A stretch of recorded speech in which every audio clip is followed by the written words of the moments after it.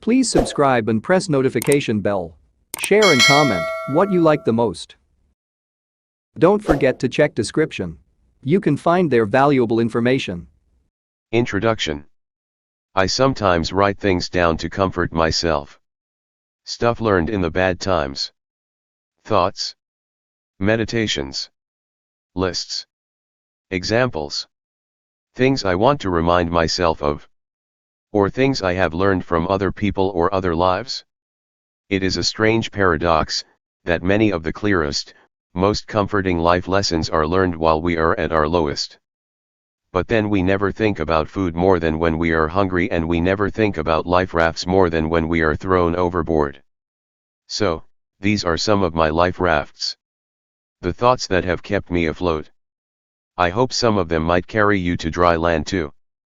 A note on structure. This book is as messy as life. It has a lot of short chapters and some longer ones. It contains lists and aphorisms and quotes and case studies and more lists and even the occasional recipe. It is influenced by experience but has moments of inspiration taken from anything ranging from quantum physics to philosophy, from movies I like to ancient religions to Instagram. You can read it how you want. You can start at the beginning and end at the end, or you can start at the end and end at the beginning, or you can just dip into it. You can crease the pages. You can tear out the pages. You can lend it to a friend, though maybe not if you've torn out the pages. You can place it beside your bed or keep it next to the toilet. You can throw it out of the window. There are no rules. There is a kind of accidental theme, though. The theme is connection. We are all things. And we connect to all things. Human to human. Moment to moment. Pain to pleasure. Despair to hope. When times are hard, we need a deep kind of comfort. Something elemental. A solid support. A rock to hold onto. The kind we already have inside us. But which we sometimes need a bit of help to see. Part 1. Perhaps home is not a place but simply an irrevocable condition. James Baldwin, Giovanni's Room. Baby. Imagine yourself as a baby. You would look at that baby and think they lacked nothing. That baby came complete. Their value was innate from their first breath. Their value did not depend on external things like wealth or appearance or politics or popularity. It was the infinite value of a human life. And that value stays with us, even as it becomes easier to forget it. We stay precisely as alive and precisely as human as we were the day we were born. The only thing we need is to exist. And to hope. You are the goal. You don't have to continually improve yourself to love yourself. Love is not something you deserve only if you reach a goal. The world is one of pressure, but don't let it squeeze your self-compassion. You were born worthy of love and you remain worthy of love. Be kind to yourself. Nothing is stronger than a small hope that doesn't give up. A thing my dad said once when we were lost in a forest. Once upon a time, my father and I got lost in a forest in France. I must have been about 12 or 13. Anyway, it was before the era when most people owned a mobile phone. We were on vacation, the rural, landlocked, basic kind of middle-class vacation I didn't really understand. It was in the Loire Valley, and we had gone for a run. About half an hour in, my dad realized the truth. Oh, it seems that we're lost. We walked around and around in circles, trying to find the path, but with no luck. My dad asked 2 men poachers for directions and they sent us the wrong way. I could tell my dad was starting to panic, even as he was trying to hide it from me. We had been in the forest for hours now and both knew my mom would be in a state of absolute terror. At school, I had just been told the Bible story of the Israelites who had died in the wilderness, and I found it easy to imagine that would be our fate too. If we keep going in a straight line we'll get out of here, my dad said. And he was right. Eventually we heard the sound of cars and reached a main road. We were 11 miles from the village where we had started off, but at least we had signposts now. We were clear of the trees. And I often think of that strategy, when I am totally lost literally or metaphorically. I thought of it when I was in the middle of a breakdown. When I was living in a panic attack punctuated only by depression, when my heart pounded rapidly with fear, when I hardly knew who I was and didn't know how I could carry on living. If we keep going in a straight line, we'll get out of here. Walking one foot in front of the other, in the same direction, will always get you further than running around in circles. It's about the determination to keep walking forward. It's okay. It's okay to be broken. It's okay to wear the scars of experience. It's okay to be a mess. It's okay to be the teacup with a chip in it. That's the one with a story. It's okay to be sentimental and whimsical and cry bittersweet tears at songs and movies you aren't supposed to love. It's okay to like what you like. It's okay to like things for literally no other reason than because you like them and not because they are cool or clever or popular. It's okay to let people find you. You don't have to spread yourself so thin you become invisible. You don't have to always be the person reaching out. You can sometimes allow yourself to be reached. As the great writer Anne Lamott puts it, lighthouses don't go running all over an island for boats to save, they just stand there shining. It's okay not to make the most of every chunk of time. It's okay to be who you are. It's okay. Power. Marcus Aurelius, Roman emperor and Stoic philosopher, thought that if we are distressed about something external, the pain is not due to the thing itself, but to your estimate of it, and this you have the power to revoke at any moment. I love this, but also know from experience that finding that power can be near impossible at times. We can't just click our fingers and be rid of, say, grief, or the stress of work, or health worries. When we are lost in the forest, our fear might not be directly caused by the forest, or our being lost in said forest, but while we are actively lost in the forest, it very much feels like the source of our fear is being lost in the forest.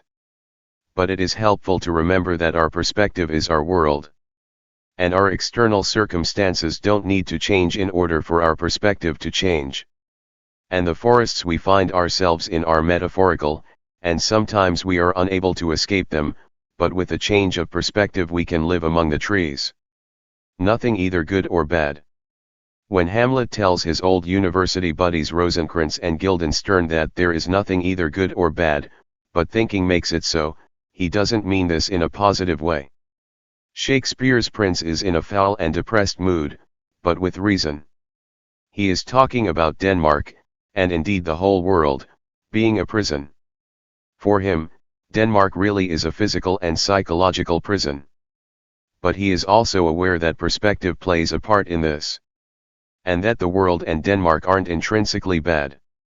They are bad from his perspective. They are bad because he thinks they are. External events are neutral. They only gain positive or negative value the moment they enter our minds. It is ultimately up to us how we greet these things. It's not always easy, sure, but there is a comfort in knowing it is possible to view any single thing in multiple ways. It also empowers us, because we aren't at the mercy of the world we can never control, we are at the mercy of a mind we can, potentially, with effort and determination, begin to alter and expand. Our mind might make prisons, but it also gives us keys. Change is real. We turn keys all the time. Or rather, time turns keys all the time. Because time means change. And change is the nature of life. The reason to hope. Neuroplasticity is the way our brains change their structure according to the things we experience. None of us are the same people we were 10 years ago. When we feel or experience terrible things, it is useful to remember that nothing lasts. Perspective shifts. We become different versions of ourselves. The hardest question I have ever been asked is, how do I stay alive for other people if I have no one? The answer is that you stay alive for other versions of you. For the people you will meet, yes, sure, but also the people you will be. To be is to let go. Self-forgiveness makes the world better. You don't become a good person by believing you are a bad one. Somewhere Hope is a beautiful thing to find in art or stories or music.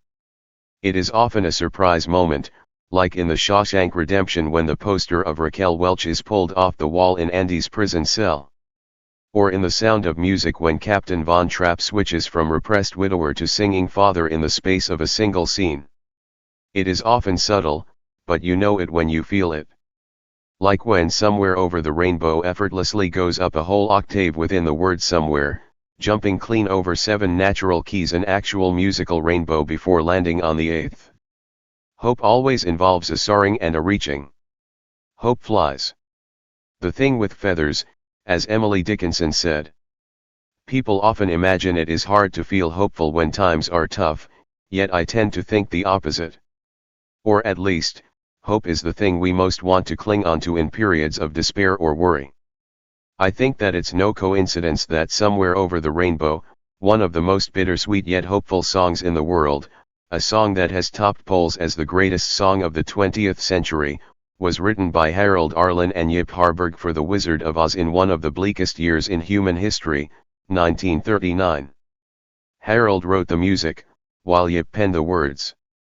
Harold and Yip themselves were no strangers to suffering. Yip had seen the horrors of the First World War and was left bankrupt following the crash of 1929. As for Harold, who would become known for his hopeful octave leaping, he was born with a twin brother who sadly died in infancy. Aged 16, Harold fled his Jewish Orthodox parents and pursued a modern musical path. And let's not forget these were 2 Jewish musicians writing arguably the most hopeful song ever written, all while Adolf Hitler was triggering war and anti-Semitism was on the rise. Asterisk asterisk asterisk. To feel hope you don't need to be in a great situation. You just need to understand that things will change. Hope is available to all. You don't need to deny the reality of the present in order to have hope, you just need to know the future is uncertain, and that life contains light as well as dark. We can have our feet right here where we are, while our minds can hear another octave, right over the rainbow. We can be half inside the present, half inside the future. Half in Kansas, half in Oz. Songs That Comfort Me, a playlist. These aren't all comforting lyrically, or comforting in a logical way, but they all comfort me through the direct or indirect magic only music can muster. You will have different ones. But I thought I'd share some of mine. OOH Child, The 5 Stair Steps. Here Comes the Sun, The Beatles. Dear Theodosia Hamilton soundtrack. Don't Worry Baby, The Beach Boys. Somewhere Over the Rainbow, Judy Garland. A Change Is Gonna Come, Sam Cooke. The People, Common Food. Dweel. The Boys of Summer, Don Henley. California, Joni Mitchell. Secret Garden, Bruce Springsteen. You Make It Easy, Air. These Dreams Hard. True Faith, New Order. If You Leave, OMD. Ivy, Frank Ocean. Swim Good, Frank Ocean. Steppin' Out, Joe Jackson. Pas de deux from the Nutcracker, Tchaikovsky, not a song, obviously, but an epic bittersweet comfort. If I Could Change Your Mind, Haim. Space Cowboy, Casey Musgraves. Hounds of Love, either the Kate Bush or Futureheads version. Enjoy the Silence, Depeche Mode. I Won't Let You Down, PH.D. Just Like Heaven, The Cure. Promised Land, Joe Smooth. Mountain. In order to get over a problem it helps to look at it. You can't climb a mountain that you pretend isn't there. Valley. When you feel low, it is important to bear in mind that thoughts inspired by those feelings are not external, objective facts. For instance, when I was 24 I was convinced I would never see my 25th birthday. I knew for certain that I wouldn't be able to survive for weeks or months with the mental pain I was suddenly encountering. And yet here I am, aged 45, writing this paragraph. Depression lies. And while the feelings themselves were real, the things they led me to believe were resolutely not. Because I didn't really understand how I fell into suicidal depression, I imagined I would never find my way out. I didn't realize that there is something bigger than depression, and that thing is time. Time disproves the lies depression tells. Time showed me that the things depression imagined for me were fallacies, not prophecies. That doesn't mean time dissolves all mental health issues. But it does mean our attitudes and approaches to our own mind change and often improve via sticking around long enough to gain the perspective despair and fear refuse to give. People talk of peaks and troughs in relation to mental health. Hills and valleys. And such topographical metaphors make sense. You can definitely feel the steep descents and uphill struggles in life. But it is important to remember the bottom of the valley never has the clearest view. And that sometimes all you need to do in order to rise up again is to keep moving forward. We are always bigger than the pain we feel. Always. The pain is not total. When you say I am in pain, there is the pain and there is the I, but the I is always bigger than the pain. Because the I is there even without the pain, while the pain is only there as a product of that I. And that I will survive and go on to feel other things. I used to struggle with understanding this. I used to think I was the pain. I didn't always think of depression as an experience. I thought of it as something I was. Even as I walked away from a cliff edge in Spain. Even as I flew back to my parents' house and told my loved ones I was going to be okay. I called myself a depressive. I rarely said I have depression or I am currently experiencing depression because I imagined the depression was the sum of who I was. I was mistaking the film on the screen with the cinema itself. I thought there would only ever be one film playing for all eternity, on rotation. A Nightmare on Haig Street. Sorry. I didn't realize there would one day be showings of The Sound of Music and It's a Wonderful Life. The trouble was that I had a very binary view of things.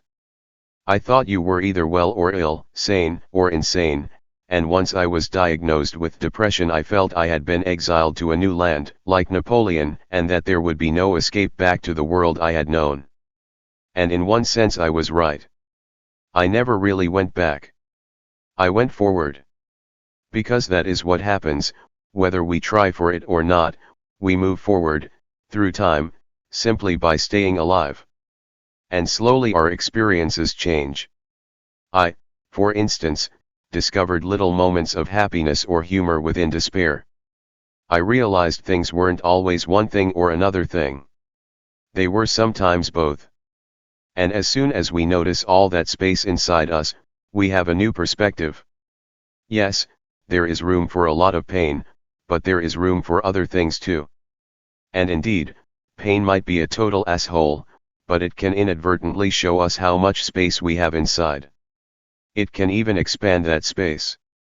And enable us to experience the equivalent quantity of joy or hope or love or contentment at some future point in time. So, in other words, it is important to always realize our own vastness. Our own rooms. We are multiplexes of possibility. The subject in the sentence. And yes, we might feel that others are judging our worth via metrics like income and follower counts and weight and chest measurements and all the rest of it, but always remember we are more than can be measured. We are life itself. We aren't the narrow band of feelings in a single moment. We are the vessel that could contain any feeling. We are the subject in the sentence. We are more than the sum of our achievements. We are more than the feelings we witness. We are the infinity that remains when you subtract them. To remember during the bad days. It won't last. You have felt other things. You will feel other things again. Emotions are like weather. They change and shift. Clouds can seem as still as stone. We look at them and hardly notice a change at all. And yet they always move. The worst part of any experience is the part where you feel like you can't take it anymore. So, if you feel like you can't take it anymore, the chances are you are already at the worst point. The only feelings you have left to experience are better than this one. You are still here. And that is everything. For when you reach rock bottom, you have survived everything you have been through, and you will survive this too. Stay for the person you will become. You are more than a bad day, or week, or month, or year, or even decade. You are a future of multifarious possibility. You are another self at a point in future time, looking back in gratitude that this lost and former you held on. Stay. Rock. The best thing about rock bottom is the rock part. You discover the solid bit of you. The bit that can't be broken down further. The thing that you might sentimentally call a soul. At our lowest we find the solid ground of our foundation. And we can build ourselves anew. 10 books that helped my mind. Letters to a Young Poet, Rainer Maria Rilke. Poems, Emily Dickinson. Henry David Thoreau's Journal. When Things Fall Apart, Pema Chodron. The House at Pooh Corner, A. A. Milne. Bird by Bird, Anne Lamott. Meditations, Marcus Aurelius. Tao Te Ching, Laozi. Serious Concerns, Wendy Cope. Dream Work, Mary Oliver. Words. At the university, doing my master's degree in English literature, I continually felt stupid, and the reason for this was that I had chosen a module called Critical Theory. This involved reading a lot of French postmodern and post-structuralist philosophy, which even when translated into English contains so many apparently deliberately and playfully obscure sentences that I had to stare at each one for about half an hour to even begin to fathom it. In particular, I studied just enough to know that there is always a gap between the signifier and the signified. The word dog is not a dog. The word water is not water. A painting of a pipe is not a pipe. TV footage of a war is not a war. On the whole, these theories came across as really complicated and obtuse ways to state the depressingly obvious: we are always grasping after a meaning we can never quite reach. But when I became ill, they took on a broader meaning. I felt like a walking signifier, signifying a person I could never quite be. There was a gap between what I looked like and what I felt like. And the only way to bridge that gap was by talking and writing about what was going on inside me. And yes, in the philosophical sense, words are never quite the thing they describe, but that is also their use. They can help externalize internal things. The moment we try and turn a thought into words, we place it into a shared world. This shared world we call language. Once we take our personal unseen experiences and make them seen, we help others, and even ourselves, to understand what we are going through. What we say aloud can never quite capture what we feel inside, but that is almost the point. Words don't capture, they release. Words, too. So, yes. Words are important. Words can hurt. Words can heal. Words can comfort. There was a time when I couldn't speak. There was a time when my depression was so heavy my tongue wouldn't move. A time when the distance between the open gate of my mouth and the storm of my mind seemed too far. I could manage monosyllables, sometimes. I could nod. I could mumble. But I sounded as if I were in slow motion. Underwater. I was lost. To want to speak was to want to live. And in those depths I wanted neither. I just wanted to want, if that makes sense. I remembered reading Maya Angelou's I Know Why the Caged Bird Sings at school. I remember reading about how, as a child, she had stopped talking for 5 years after suffering the most horrific sexual abuse at the hands of her mother's boyfriend, Mr. Freeman. When the man was killed by her uncles, 8-year-old Maya felt such guilt for his death that she stopped talking, becoming effectively mute for years. It was through a family friend and teacher, Bertha Flowers, that Maya was exposed to great writers. She read Edgar Allan Poe and Charles Dickens and Shakespeare and the poets Georgia Douglas Johnson and Francis Harper. Slowly, through reading and learning, Maya found her voice again, and never let it go. By the late 1960s, this mute girl had become one of the key voices of the civil rights movement. A voice that not only spoke for herself, but for millions of people facing racial discrimination. Language gives us the power to voice our experience, to reconnect with the world, and to change our own and other people's lives. There is no greater agony than bearing an untold story inside you, wrote Angelou. Silence is pain. But it is a pain with an exit route. When we can't speak, we can write. When we can't write, we can read. When we can't read, we can listen. Words are seeds. Language is a way back to life. And it is sometimes the most vital comfort we have. The power of why. One thing I have been asked a few times is this: does writing about bad experiences make you feel worse? I understand why people ask the question, but for me the answer is a profound no. I discovered this years ago. When I was very ill, at the lowest of the low, when I could hardly speak, I wrote down what I was feeling. One day I wrote down the words invisible weight. Another day I wrote I wish I could claw into my head and take out the part of my brain that makes me feel like this. There were even darker things I put down. But writing down darkness didn't make me feel dark. I already felt dark. Writing things down brought that inner darkness into external light. Nowadays, I sometimes write about what I want. The key to this is honesty. Be brutally, humiliatingly honest. I recommend this. For instance, you could write I want a six-pack. And seeing that wish on the page might automatically make you realize something about it. It might make you feel silly for having it. You might already be awakening another part of you that helps you diminish the craving. But either way, it is good to ask a single word question after it. Why? Why do I want a six-pack? Then to be entirely honest in your answer. I want to look good. And again, why? For myself. And then you might stare at that answer for a while and feel you weren't being entirely honest. So you add, to impress other people. And then, like some incessant Socrates, ask it again, why? Because I want their approval. Why? Because I want to belong. Why?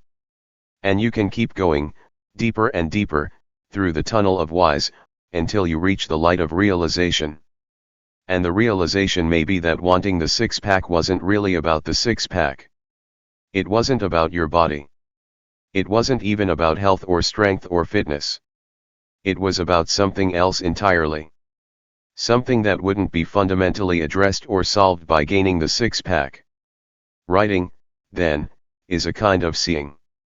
A way to see your insecurities more clearly. A way to shine a light on doubts and dreams and realize what they are actually about. It can dissolve a whole puddle of worries in the bright light of truth. The gaps of life. If you take objects out of a room, one by one, two things will happen. The first is obvious. You will miss some of the things you have taken away. The second is that you will notice the things that remain more than ever. Your attention will focus. You will be more likely to read the books that are left on the shelves. You will appreciate the remaining chairs more. And if there is a chessboard, you are more likely to play chess. When things are taken from us, the stuff that remains has more value. It rises not only in visibility but also intensity. What we lose in breadth we gain in depth. A few don'ts. Don't envy things you wouldn't actually want. Don't absorb criticism from people you wouldn't go to for advice. Don't fear missing parties you would probably want to leave. Don't worry about fitting in. Be your own tribe. Don't argue with people who will never understand you. Don't believe anyone has it all figured out. Don't imagine there is an amount of money or success or fame that could insulate you from pain. Don't think there is a type of face or job or relationship that safeguards happiness. Don't say yes to things you wish you had the confidence to say no to. Don't worry if you do. Foundation. Other people matter. But there is no point becoming someone else in order to find friends. In order to find the people who like you, it is first necessary to be you. Purple saxifrage. The hardiest plant in the world is the purple saxifrage. It has delicate-looking flowers, with purple petals that seem as though they might blow away in the wind, yet it thrives in the Arctic. The flowers survive by clustering together, low to the ground, offering each other shelter against the hardest conditions on Earth. Connected. We all have an impact on each other. We are all connected in so many seen and unseen ways. Which possibly explains why one of the simplest and quickest routes to happiness seems to be to make someone else happy. The reason to be selfless is selfish. Nothing makes ourselves feel better than not thinking of ourselves. A thing I discovered recently. I love stillness. Slowness. When nothing is happening. The blueness of the sky. Inhaling clear air. Birdsong over traffic. Lone footsteps. Spring flowers blooming with defiance. I used to think the quiet patches felt dead. Now they feel more alive. Like leaning over and listening to the earth's heartbeat. Pair. Forward momentum is great. But we also need sideways momentum. For instance, I just sat down and ate a pear. I have no idea what the future holds, but I am very grateful that I am alive and able to sit on a sofa and eat a pear. Toast. Continually looking for the meaning of life is like looking for the meaning of toast. It is sometimes better just to eat the toast. Hummus. Cooking can be therapeutic. But personally I find the most therapeutic kind of cooking to be the kind where there is no actual cooking. Where the recipe is so simple it is just a case of bringing all the ingredients together and mixing them up. A kind of get-together for food. A literal mash-up. And the thing I enjoy non-cooking the most is hummus. Hummus is in and of itself a comforting food, which is probably why when it eventually got noticed beyond the Middle East it took off very quickly. I don't know what it is about hummus that is so comforting. Yotam Ottolenghi talks of the emotive power of hummus and how, within the Middle East, it sparks serious rivalries. It feels, somehow, more than a food. It is the default dip. Culinary oxygen. I struggle to imagine a world without it. Well, I can. But it would be a slightly sadder world. I have been making my own variants for years but only recently hit upon my favorite formula.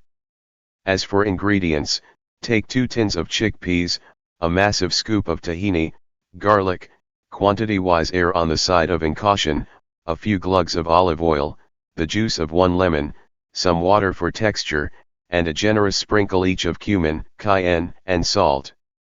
Blend the lot. Serve with more cumin and oil. Take some bread, preferably warm and fresh. An olive roll, pita, whatever. Tear, and dunk, and enjoy. There is always a path through the forest. I've spent much of my life thinking about hope. In recent years I've spent a lot of time writing about it. Before then, I clutched hope like a security blanket. In my 20s I had a breakdown. A fusion of severe depression and panic disorder that made me fall so hard I spent 3 years of my life desperately wanting to die. It is hard to cultivate hope in such a state of despair, but, somehow, I gathered enough of it to stay alive and see a better future. Hope can feel in scarce supply for everyone these days. Global pandemics, brutal injustices, political turmoil, and glaring inequalities can all take their toll on your reserves. And yet, the thing with hope is that it is persistent. It has the potential to exist even in the most troubled times. Hope isn't the same thing as happiness. You don't need to be happy to be hopeful. You need instead to accept the unknowability of the future, and that there are versions of that future that could be better than the present. Hope, in its simplest form, is the acceptance of possibility. The acceptance that if we are suddenly lost in a forest, there will be a way through. All we need is a plan, and a little determination. Pizza. The sky isn't more beautiful if you have perfect skin. Music doesn't sound more interesting if you have a six-pack. Dogs aren't better company if you're famous. Pizza tastes good regardless of your job title. The best of life exists beyond the things we are encouraged to crave. A little plan. Be curious. Go outside. Get to bed on time. Hydrate. Breathe from the diaphragm. Eat happy. Get a routine baggy enough to live in. Be kind. Accept that not everyone will like you. Appreciate those who do. Don't be defined. Allow fuck UPS. Want what you already have. Learn to say no to things that get in the way of life. And to say yes to the things that help you live. Ladders. We are often encouraged to see life as one continual uphill climb. We talk about ladders without even thinking. Career ladders. Property ladders. Of being on the top rung of the ladder. Or the bottom rung of the ladder. We talk of climbing the ladder. We talk of rising up. We talk of uphill struggles. In doing so we visualize life as a kind of vertical race, like we are human skyscrapers reaching for the clouds. And we risk only ever looking above to the future or below to the past and never around at the infinite horizontal landscape of the present. The trouble with ladders is they give you no room to move around. Just room to fall. Life is not a ladder to climb. A puzzle to solve. A key to find. A destination to reach. A problem to fix. Life is understood backward, but it must be lived forward. Søren Kierkegaard. My formula for greatness in a human being is amor fati, that one wants nothing to be different, not forward, not backward, not in all eternity. Not merely bear what is necessary, still less conceal it, but love it. Friedrich Nietzsche. Chapter. There is no point spending an entire life trying to win the love you didn't feel when you needed it. You sometimes just have to let go of an old story and start your own. Give yourself some love. You can't change the past. You can't change other people. You can change you though. You narrate this story. So start to write a new chapter. Room. Imagine forgiving yourself completely. The goals you didn't reach. The mistakes you made. Instead of locking those flaws inside to define and repeat yourself, imagine letting your past flow through your present and away like air through a window, freshening a room. Imagine that. No. No. No, I don't want to. No, I don't want to write that article for free.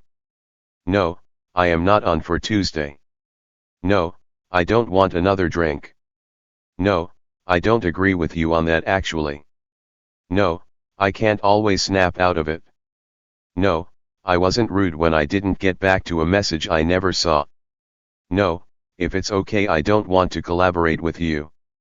No, I am not dumbing down. No, I can't do any dates in July.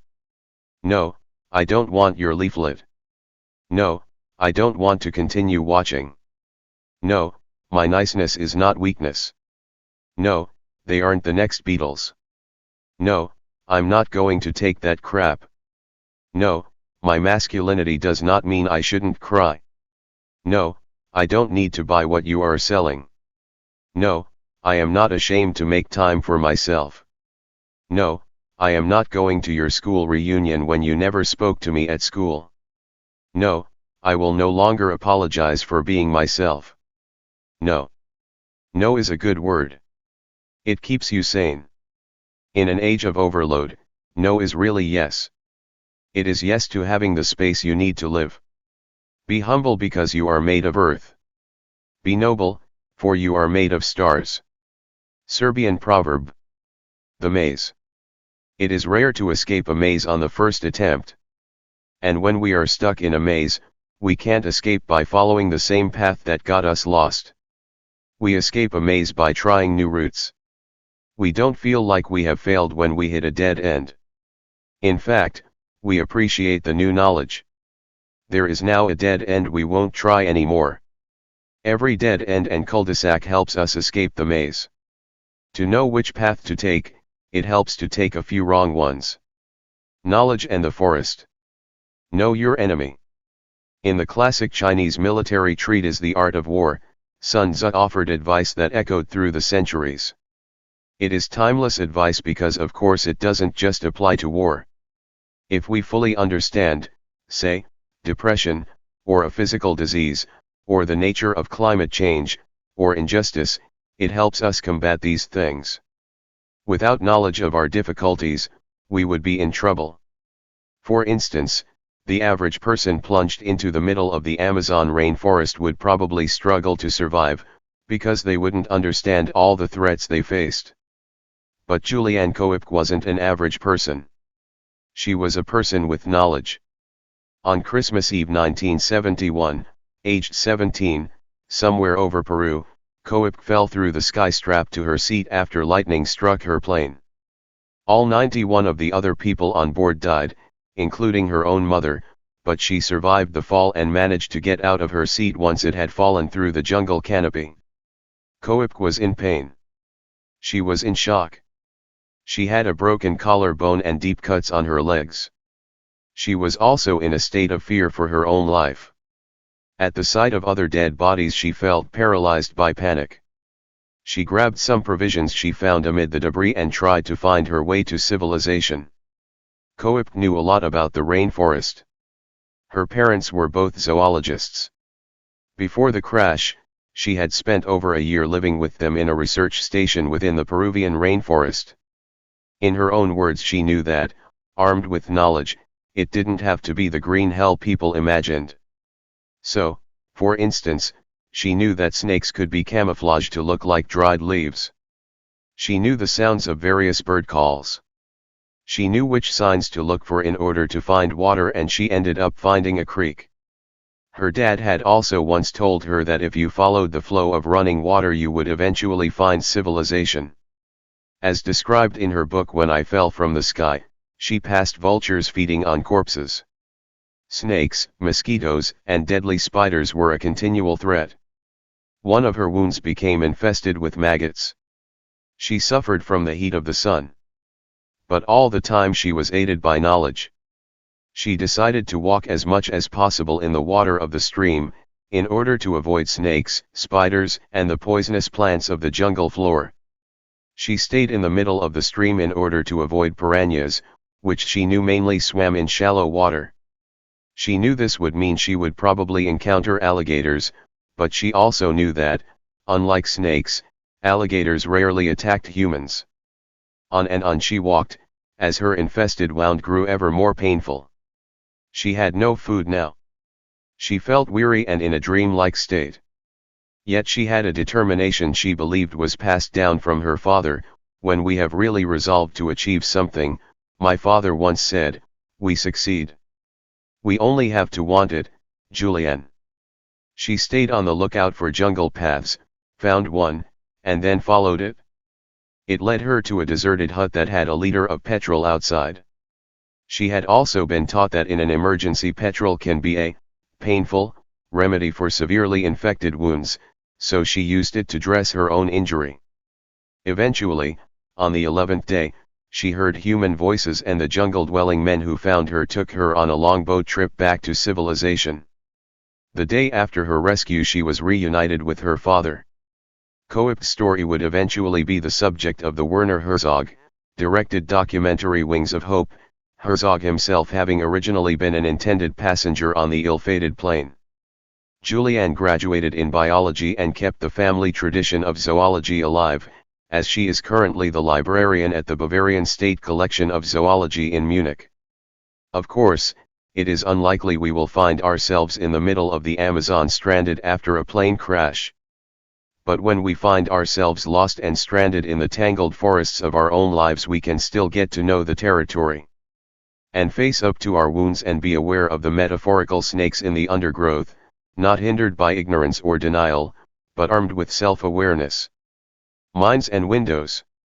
Self-awareness can be hard. Your mind is not always to be trusted.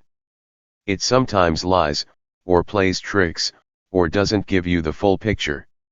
It can convince you that you are terrible. A mind is real as a mind in the same way a window is real as a window. But that doesn't mean the view you see through the window is the full view. Sometimes the glass is dirty, or clouded, or rain-specked, and sometimes the view is obscured by a big lorry that has parked right in front of it. The window could also be entirely misleading. For instance, if your only view was through a red stained glass window, you might perceive the world to be as red and forbidding as a Martian desert. Even if there was nothing out there but lush green fields. A paradox. A therapist once told me that the most common complaint he heard from his patients was the feeling that they didn't belong. The feeling of being an imposter, or of being outside things, of not fitting in, of failing to connect easily with people. I found this as reassuring as it was paradoxical. That one of the most common feelings among people was the feeling of not fitting in among people. The comfort, then, is the weird truth that in one sense we have most in common with others when we feel awkward and alone. Isolation is as universal as it gets. Crossroads. Sometimes when we have a decision to make, we feel we need to be fast. Indeed, the word decisive is often used as a synonym of fast. But when we find ourselves at a crossroads, it is often better to stop, wait a while at the lights and check the map. After all, movement isn't progress if we are heading in the wrong direction. Happiness. Happiness occurs when you forget who you're expected to be and what you're expected to do. Happiness is an accident of self-acceptance. It's the warm breeze you feel when you open the door to who you are. When one door of happiness closes, another opens, but often we look so long at the closed door that we do not see the one which has been opened for us. Helen Keller, We Bereaved. One beautiful thing. Experience one beautiful thing a day. However small. However trivial. Read a poem. Play a favorite song. Laugh with a friend. Gaze at the sky just before the sun's final tumble toward night. Watch a classic movie. Eat a slice of lemon drizzle cake. Whatever. Just give yourself one simple reminder that the world is full of wonders. Even if we are at a point in life where we can't appreciate things, it sometimes helps to remember there are things in this world to enjoy, when we are ready. Growth. We grow through hard times. Growth is change. And when everything is easy, we have no reason to change. The most painful moments in life expand us. And when the pain leaves, space remains. Space we can fill with life itself. Pasta. No physical appearance is worth not eating pasta for. How to be random. When I am in search of some evidence of the freak randomness of my existence, I think of the generations directly above me. I think of my grandmother, on my father's side, who studied art at Central St. Martin's in the 1930s. As part of her course she had a year's placement at an art college in Vienna. While there she witnessed Hitler's annexation of Austria into Nazi Germany in 1938. My grandmother was Jewish. And almost immediately after the annexation the Anschluss Jewish people were targeted. Paraded in the street, made to clean graffiti, publicly humiliated. My grandmother got out. She caught the very last train to France she could find, and according to family legend was allowed on board only after flirting with the Nazi guard at the station. She was barely more than a teenager. Then, directly because of this proximity to the terrors of Nazism, when war broke out she decided to become a volunteer nurse and fell in love with my grandfather after he suffered burn injuries during the Blitz. They had 3 children. One was my father, who in the 1960s dropped out of Oxford University to study architecture in Sheffield. It was there he met my mother, who had dropped out of drama school in Bristol to go to teacher training college in South Yorkshire. My mother, who had been abandoned as a baby for reasons she still doesn't understand, grew up with her adoptive parents on a farm in Devon, hundreds of miles away from my father's childhood home in Sussex, their paths not crossing until they both entered Sheffield's Queen's Head pub one day in 1969. This is not that remarkable a story. Or rather, it is equally as remarkable as everyone's origin story. We all come from randomness. We exist out of uncertainty. Out of near impossibility. And yet we exist. So, when you feel the odds are against you, it is important to realize that they are never so against you as they were when you didn't exist. And there you are, we are, existing. The future is open. You don't need to know the future to be hopeful. You just need to embrace the concept of possibility. To accept that the unknowability of the future is the key, and that there are versions of that future that are brighter and fairer than the present. The future is open. Being, not doing. You don't need to exhaust yourself trying to find your own value. You are not an iPhone needing an upgrade. Your value is not a condition of productivity or exercise or body shape or something you lose via inactivity. Value is not a plate that needs to be continually spun. The value is there. It is intrinsic, innate. It is in the being, not the doing. Short. Life is short. Be kind. Peanut butter on toast.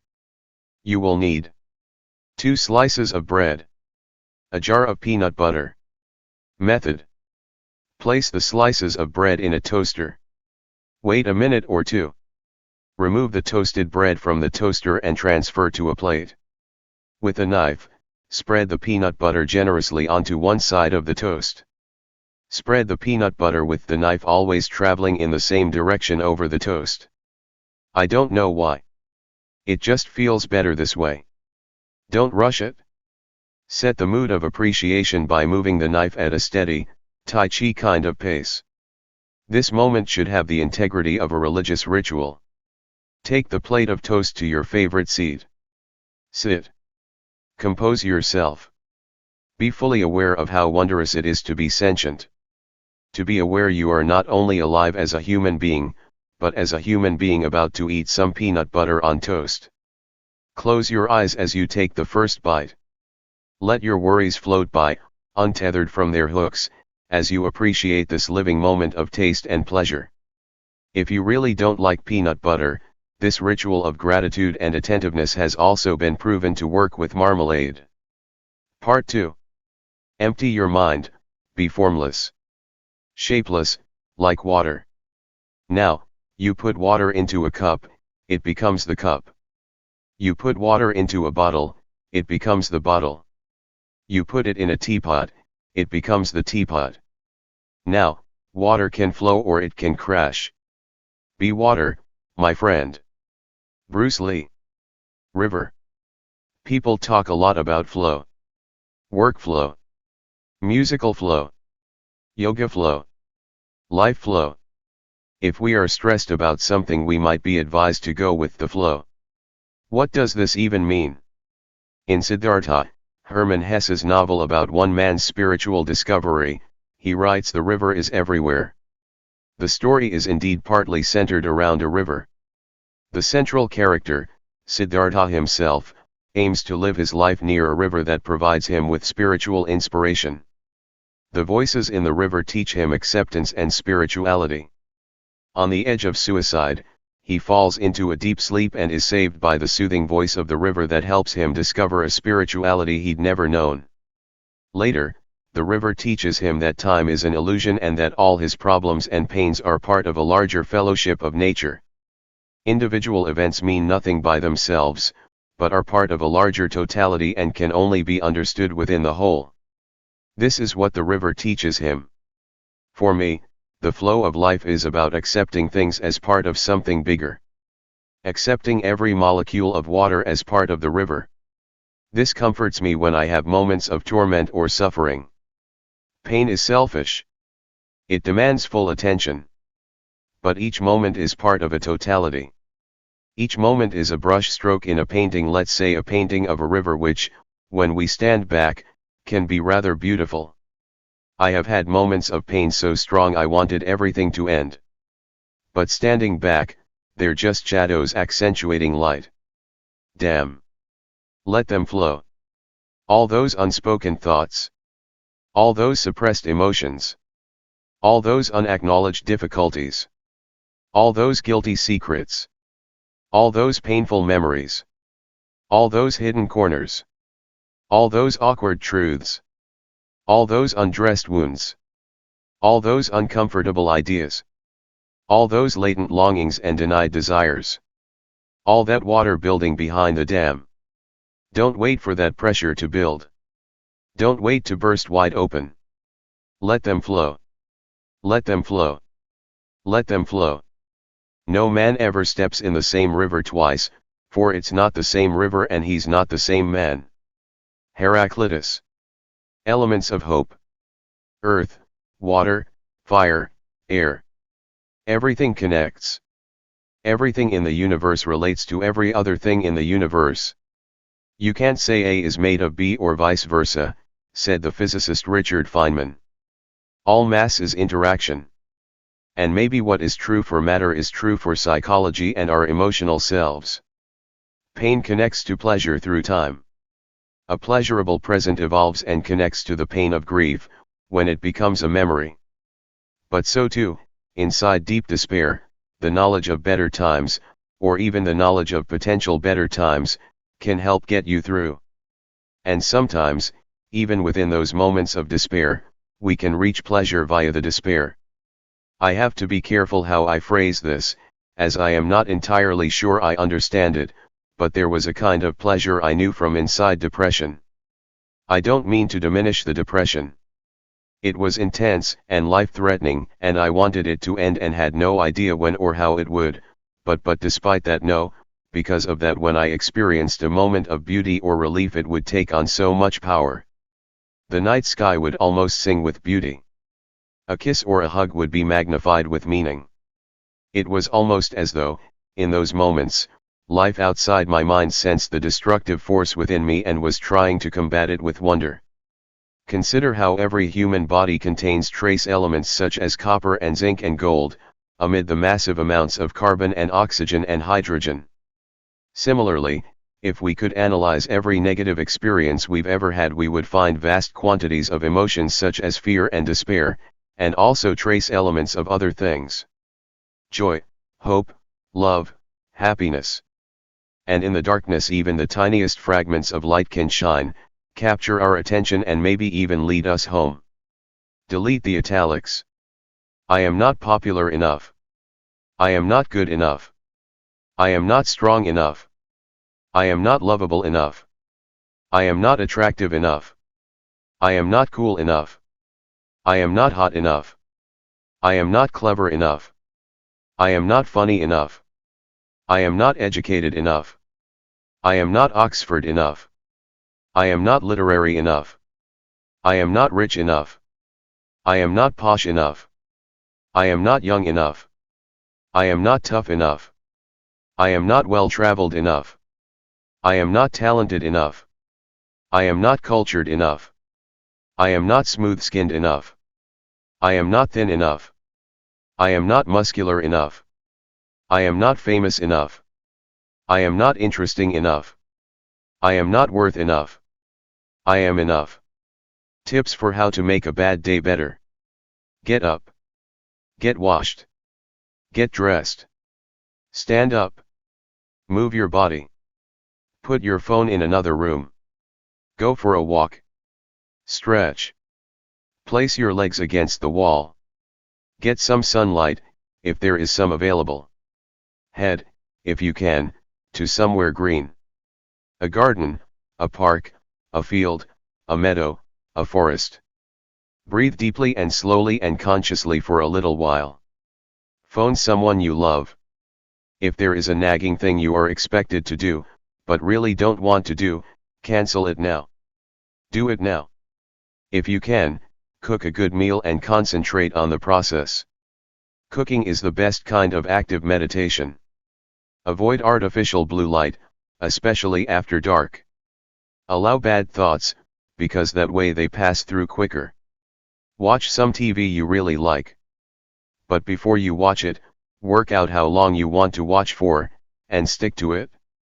If it is a clear night, watch the stars, just as Marcus Aurelius did in times of turmoil nearly 2,000 years ago. Go to bed before midnight. Don't try too hard to get to sleep. Just allow your mind to absorb the day, and let all those fears and frustrations flow through. The most important kind of wealth. In 1981, American philosophy graduate Stephen Callahan found himself adrift in the Atlantic for 76 days. He had been sailing a sloop he had designed and built, the Napoleon Solo. He was 7 days into a voyage from Cornwall to Antigua. One night, during a storm, the boat was hit by a whale. The boat was quickly flooded and started to sink. Callahan escaped onto an inflatable life raft but also managed to hold his breath and dive down into his boat a few times to get hold of essential supplies. These supplies included a small amount of food, navigation charts, flares, a spear gun, and sleeping bag. He was then set entirely adrift from the boat. He was 800 miles west of the Canary Islands but heading in the opposite direction. He had enough food and water to last him only a few days.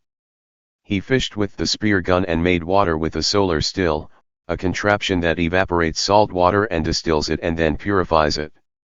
It took him days to get it working properly. There were many moments of dashed hope. For instance, on the 14th day he saw a ship and lit a flare and thought he had been seen. But no such luck.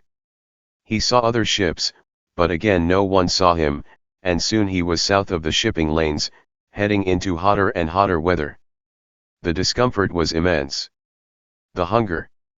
The thirst. The heat. The salt water sores on his skin. Mentally, according to his own accounts, it was also tough. Not just the continual threat of sharks, but his own thoughts. I had a lot of time to think, and I regretted every mistake I'd ever made, he told the Guardian newspaper in 2012.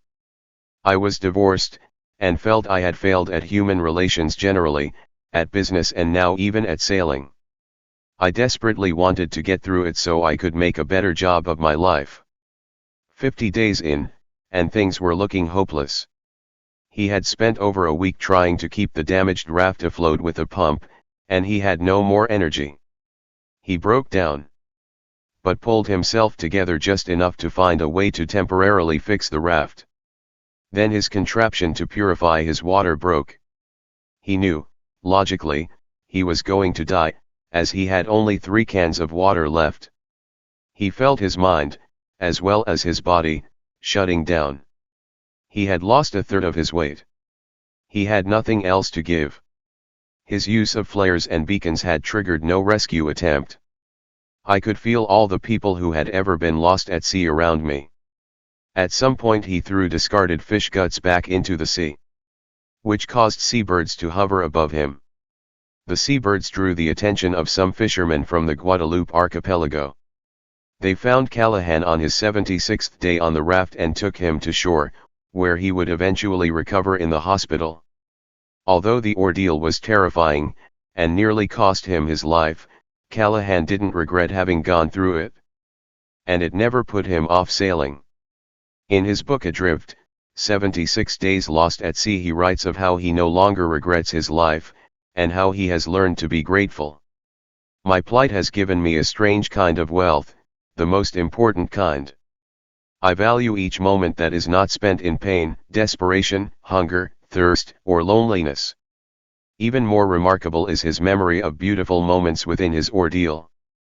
The sight of a clear, starry night sky overwhelmed him with awe.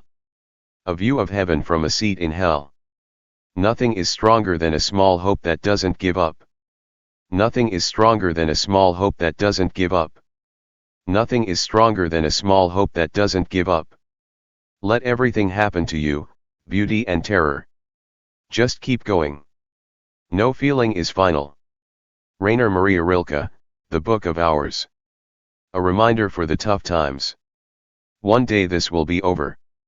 And we will be grateful for life in ways we never felt possible before. The Gold Saddle Goatfish. The gold saddle goatfish is a beautiful golden fish similar in size and behavior to a red mullet, vulnerable to numerous larger predators, including humans, within the waters around Hawaii. Local divers around the region have recently begun to notice a striking and much larger fish, of an identical yellow-gold color, swimming in the same sea. When divers swim right next to this big fish, it stops being a big fish altogether, breaking up into 8 or so standard-sized gold saddle goatfish. It appears that the fish swim extremely close together, in a perfect fish-shaped pattern, when they feel threatened. Another one of the million examples in nature of how we living creatures shed our vulnerability when we join together and swim as one. Humans, too, can be saved by each other. Each year's human rights struggles, catastrophes, or pandemics are examples of how people pull together in a crisis. How neighbors turn to neighbors. Friends to friends. Allies to allies. We have each other. Togetherness is a rule of nature. Rain. You don't have to be positive. You don't have to feel guilty about fear or sadness or anger. You don't stop the rain by telling it to stop. Sometimes you just have to let it pour, let it soak you to your skin. It never rains forever. And know that, however wet you get, you are not the rain. You are not the bad feelings in your head. You are the person experiencing the storm. The storm may knock you off your feet. But you will stand again. Hold on. Truth and Courage and Karl Heinrich Ulrichs. Be yourself is perhaps the most common life advice on the planet, yet it is not always easy or even possible to follow. Imagine your own gender identity or sexual orientation being met with stigma and criminalization. Imagine, for instance, being a teenage boy in Germany in the 1830s and realizing, without a single doubt, that you were attracted solely to males. Maybe you would try to hide or suppress it, or deny it. It is unlikely you would tell your family. And indeed Karl Heinrich Ulrichs waited until 1862, when he was in his late 30s, before telling his parents he was an urning, a term he himself coined, derived from Plato's Symposium, and attracted to men. Once he had taken that step, he took another, bigger one. He began to write about the need for sexual reform. At first he did this anonymously, but soon he did so under his own name. His writings advocating for a scientific understanding of homosexuality continually brought him trouble with the law, and yet he kept writing. He stood in front of the Congress of German jurists in Munich and demanded the repeal of anti-homosexual laws even as he was shouted down. Now recognized as a groundbreaking figure in the history of gay rights, Ulrichs had no easy life. His message and campaigning and even his very identity was met with fiery opposition. His books were banned and confiscated by police in Saxony and Berlin and throughout Prussia. Yet his spirit remained unwavering, and not confined to the subject of gay rights either. He was once imprisoned for opposing Prussian rule after the annexation of Hanover. Later his health faltered, so he moved south to Italy, where it improved and where he kept writing and publishing his work at his own expense. His legacy today is immense. Professor Robert Beachy has referred to him as the first person to publicly come out. There are streets named after him across Germany. The International Lesbian, Gay, Bisexual, Transgender and Intersex Law Association now has an award in his name. Though the personal cost for Ulrichs was huge, it is clear he had no regrets about being himself. He didn't need to wait for the vindication of the future to realize he had done the right thing in standing up for people marginalized and punished for being themselves. Until my dying day, he wrote, nearing the end of his life, I will look back with pride that I found the courage to come face to face in battle against the specter that for time immemorial has been injecting poison into me and into men of my nature. Many have been driven to suicide because all their happiness in life was tainted. Indeed, I am proud that I found the courage to deal the initial blow to the hydra of public contempt. It is important to remember that while in our century there remain people ready to stigmatize and criminalize identities and beliefs they don't understand, there are also people like Ulrichs, ready to stand up and be themselves at whatever personal cost. And that is a deep inspiration, indeed a deep comfort to everyone who has felt stigmatized or marginalized or like their truth is at odds with their time. Scroll your mind. Social media can be a gallery of lives you aren't living. Of diets you aren't following. Of parties you are not attending. Of vacations you are not on. Of fun you are not having. So, cut yourself a break and scroll your mind instead. Scroll your consciousness for reasons to be grateful to be you. The only fear of missing out that matters is the fear of missing out on yourself. Current. Even though I have largely recovered from depression, the door is never quite closed, always slightly ajar. I sometimes feel it, light like the ghost of a breeze, very much there. Unseen, but felt. I accept this now, but it took time. The binary system of illness and wellness I used to believe in meant you were either one or the other. This was dangerous, because it meant that whenever I began to feel a tiny bit ill again, I would become deeply anxious and depressed that I was back to being properly ill. It would become a self-fulfilling prophecy. I would become ill because I believed I was. The reality of health, and particularly mental health, is often ambiguous. It is not quite one thing or another. We have 1,000 labels for different mild to severe conditions, but reality isn't a simple jar we can stick a label on, to say this is what it is, and it will never change. And nor is mental health something we can clear up once and for all, but rather something we always have to attend to, like a garden that needs nurturing, for as long as we live. Accepting this is both discomforting and comforting. It is discomforting because it means we have to accept that bad feelings and memories can return, and it is comforting because we know that if they do we will be ready for them, and accepting of what they are, transient and changing. We can move against the current of life, and forever meet resistance, or we can let our thoughts flow, and become the free uncertain river. Good sad. Do you ever get a kind of gentle sadness that almost feels good? Like a nostalgia for a lost past or a stolen future that is mournful but also reminds you that life is capable of such warm things. And that you were there to witness them. I do. Jaws and Nietzsche and death and life. We exist, then we cease to exist. It is okay to feel fear about this. In fact, it might be preferable. As the cultural anthropologist Ernest Becker wrote, to live fully is to live with an awareness of the rumble of terror that underlies everything. Fear is not something to be ashamed of. But fear of death is another fear of the future, another fear of the abstract that takes us away from the present, so the answer to our fear is here, and it is now, and it is real. When I was in the depths of a breakdown, my fear of life and fear of death were equally matched. I was scared of the pain of living, and I was scared of the annihilation of death. It seems paradoxical, but I was never more scared of death than when I was actively suicidal. And the two things seemed intrinsically related. They were opposites, but they were also the same. Fear is compounded by uncertainty, and choosing something takes the pain of that uncertainty and turns it into something controllable. It is stupid, really. I wanted to die because I didn't want to die. It seems to me that the fear of death, like the fear of anything, is made worse when we don't talk about it and make it visible. Fears become stronger when we don't see them. People fear great white sharks, unfairly, because of the film Jaws. One of many interesting facts about that seminal summer blockbuster is that we don't see the shark fully until we are 1 hour and 21 minutes into the film, which is way past the halfway point. Now there are boringly practical reasons for that, chiefly that the mechanical shark rarely worked during filming, but that doesn't undermine the point. The shark is scarier for not being seen.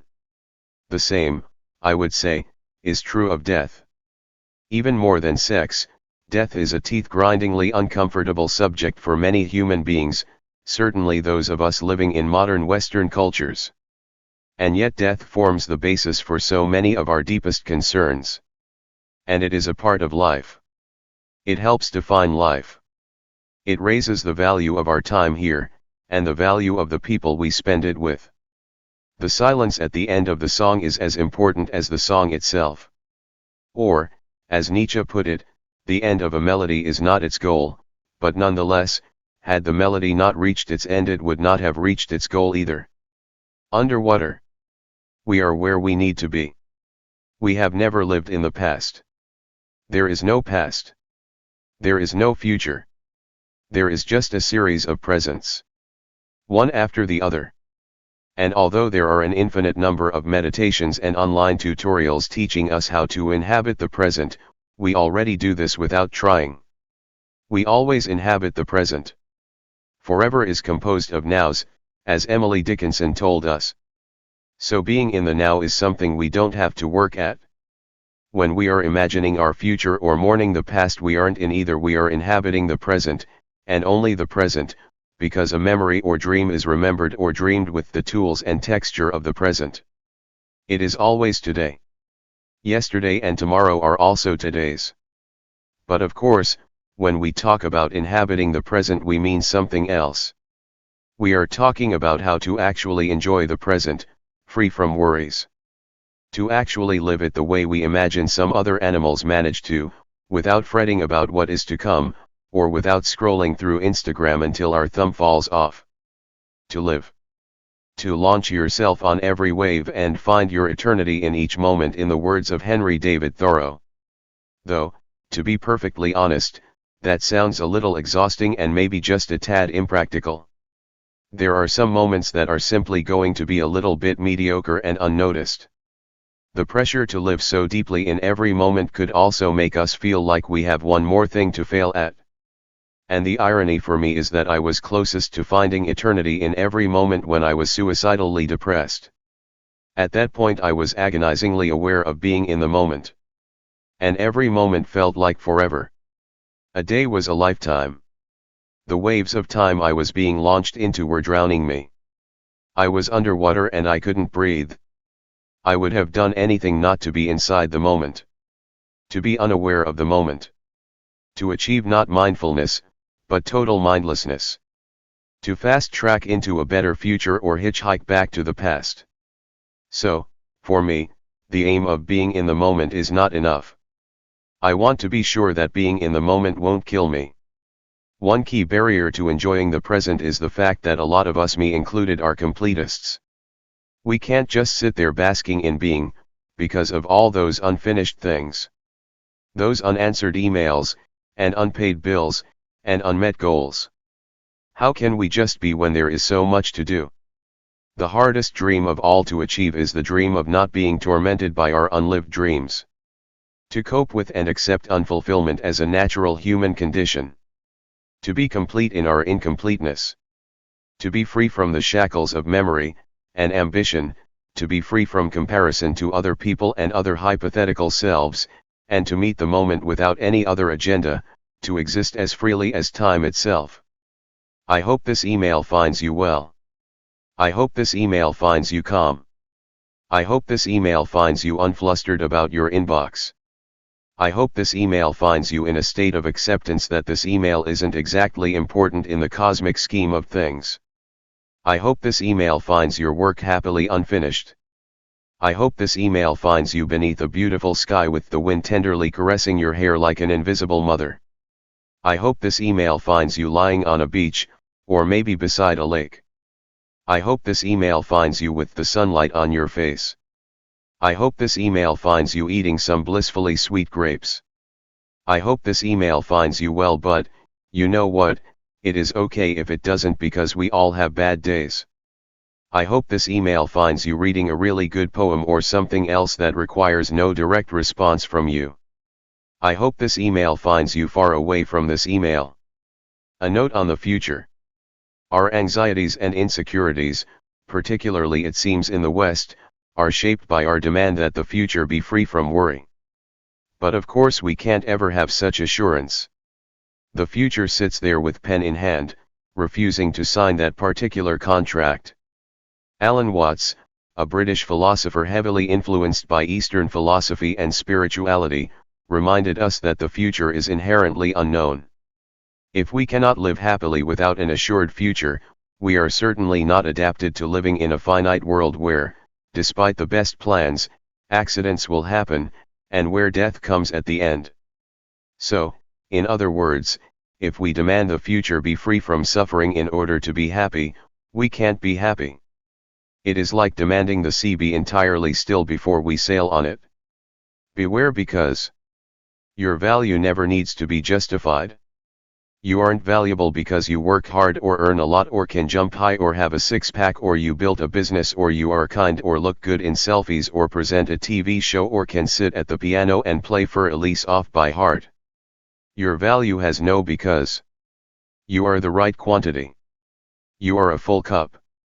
You are worth yourself, and that is always enough. 10 things that won't make you happier. Wanting to be someone you aren't. Wishing you could undo a past that can't be undone. Taking out your hurt on people who didn't cause your hurt. Trying to distract yourself from pain by doing something that creates more pain. Being unable to forgive yourself. Waiting for people to understand you when they don't even understand themselves. Imagining happiness is the place you reach when you get everything done. Trying to control things in a universe characterized by unpredictability. Avoiding painful memories by resisting a contented present. The belief that you have to be happy. Check your armor. Check your emotional armor is actually protecting you, and not so heavy you can't move. Your problem is how you are going to spend this one and precious life you have been issued. Whether you're going to spend it trying to look good and creating the illusion that you have power over circumstances, or whether you are going to taste it, enjoy it, and find out the truth about who you are. Anne Lamott, Berkeley Commencement Address. A human being. Your worth is you. Your worth is your presence. Your worth is right there. Your worth isn't something you earn. Your worth isn't something you buy. Your worth isn't something you gain through status or popularity or stomach crunches or having a really chic kitchen. Your worth is your existence. You were born with worth, as all babies are, and that worth doesn't disappear simply because you have grown a little older. You are a human being. You are waterproof. It is easier to learn to be soaked and happy than to learn how to stop the rain. Part 3. Each of us is born with a box of matches inside us. Laura Esquivel, like water for chocolate. Candle. When things go dark, we can't see what we have. That doesn't mean we don't have those things. Those things remain, right there in front of us. All we need is to light a candle, or ignite some hope, and we can see that what we thought was lost was merely hidden. A bag of moments. Happy moments are precious. We need to hold on to them. Save them. Write them down. Place them in a bag. Have that metaphorical bag with you, for when it seems happy moments could never exist. Sometimes just to be reminded of happiness makes it more possible. Your most treasured possession. The present is known. The future is unknown. The present is solid. The future is abstract. Ruining the present by worrying about the future is like burning your most treasured possession simply because you might one day lose other possessions that you don't own yet. Wolf. Crying releases stress hormones. Swearing increases pain tolerance. Fury can motivate us into action. Feel what you feel. Silence and smiles aren't the only way to respond to pain. Sometimes it is good to howl. Burn. I once accidentally set fire to my leg. I was 16 years old. It was New Year's Eve. I had, quite typically for this period of my existence, drunk a lot of cider. I was at a sleepover party in a friend's garden. There was a fire outside because it was a cold night, as winter nights tend to be in Nottinghamshire. Anyway, I was obviously too close to the fire because people were pointing at my leg and shouting wildly, and then I looked down and saw my jeans were ablaze. I quickly patted down my leg and others joined in. The fire was put out but my leg was in agony. I went inside my friend's house and inspected the wound. It covered about a third of my left thigh. Shades of purple. Oozing. Glistening. Disgusting. "Are you sure you're okay?" people asked. For reasons I still can't fathom, beyond a deep teenage awkwardness and self-consciousness that was stronger than any pain, I turned down the offer to have an ambulance collect me. But during the night the pain was too intense to sleep, and as I focused on the wound it became increasingly all-encompassing. So I walked the 6 miles home, beside a train track. Limping, I was sober now, and the pain was intense, a pulsing kind of pain that was making me delirious. If we keep going in a straight line we'll get out of here. At one point I had to stop. I sat down and closed my eyes. A freight train thundered past. I thought I would never make it home. But somehow, I did. As soon as I got home my sister saw the wound. She gasped and nearly fainted and said I needed to go to the hospital straight away, and so I went.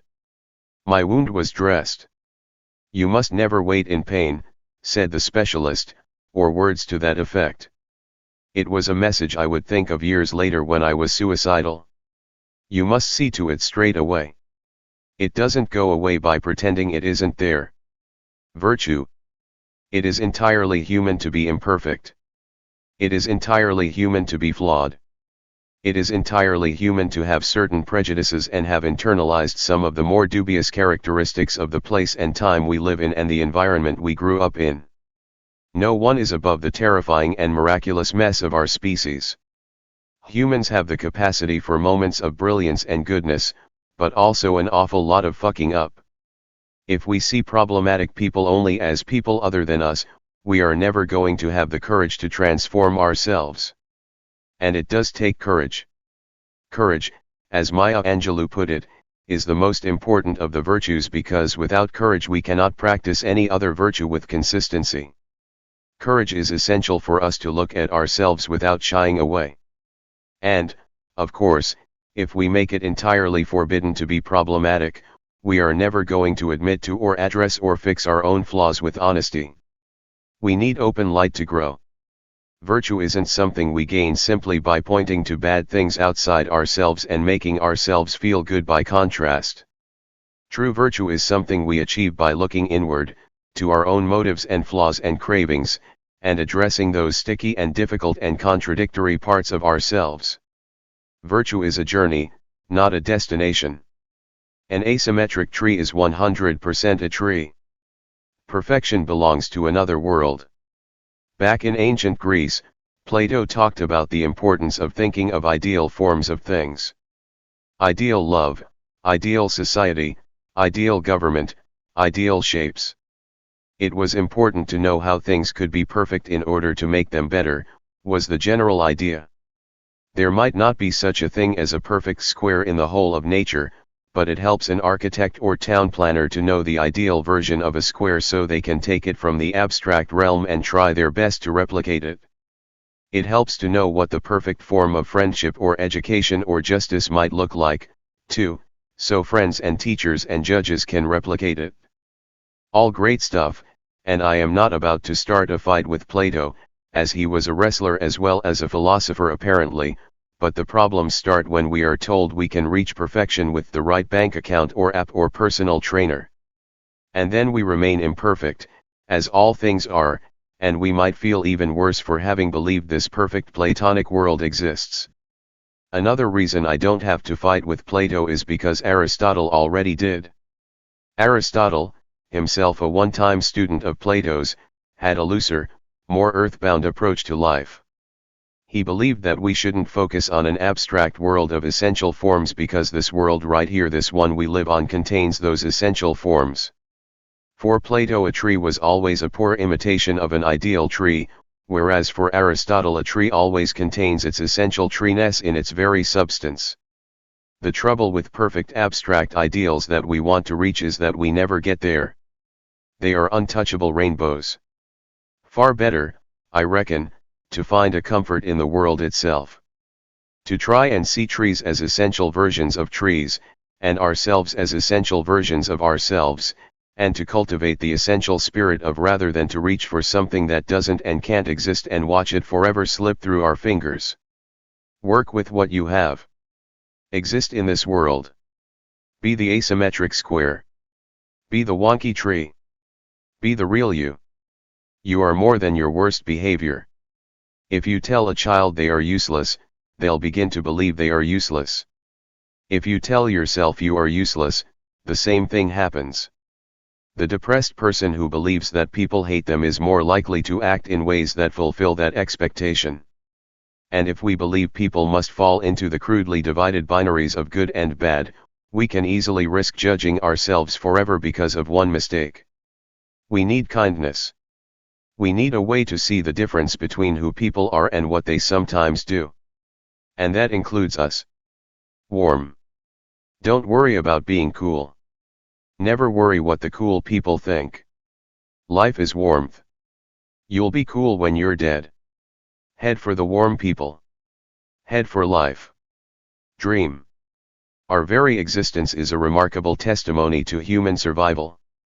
When we think of the likelihood that, after 150,000 generations, we would end up here, alive, right now, as us. We are contemplating an improbability so vast it is almost an impossibility. Think of all the terrible and unlikely stories of survival, and of each relative above us in the chain of existence having to stay alive and meet a mate. It is the contemplation of absurd odds. We are all inside a dream that is real.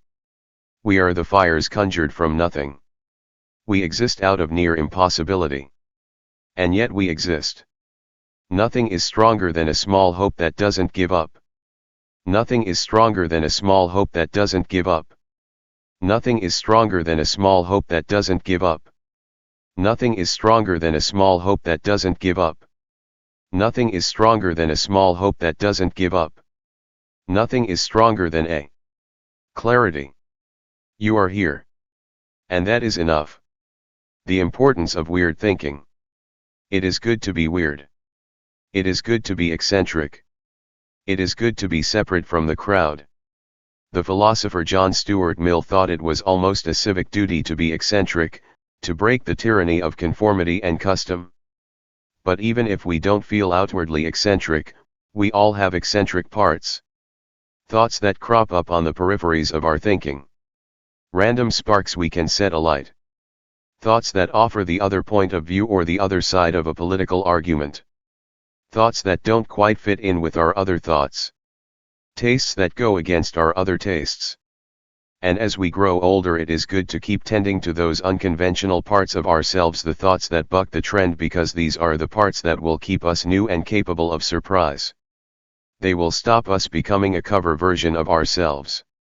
They will help us become new songs. Outside. Yes, sure, it is comfortable to be on the inside. Sheltered, protected. But there is a comfort to the outside too. Because outside is freedom. Outside you can keep moving until you find a place of your own. Or you can decide that outside is your place. And stay there. Realization. I used to worry about fitting in until I realized the reason I didn't fit in was because I didn't want to. The way out of your mind is via the world. By the age of 32, Ludwig van Beethoven's deafness was accelerating fast. He wrote to his brothers to convey his despair that people judged him as malevolent, stubborn, or misanthropic, when really he was just in a state of inner turmoil due to his advancing condition. He wrote that he felt like a hopeless case because he hadn't been writing much music, which is like Shakespeare calling himself a bit of a slacker for taking a while to write Hamlet. Beethoven recalled times when he was in the countryside and a shepherd was singing or someone was playing a flute and he hadn't been able to hear a thing. Such instances had brought him to despair, and he would have put an end to my life, only art it was that withheld me. It seemed impossible to leave the world until I had produced all that I felt called upon me to produce.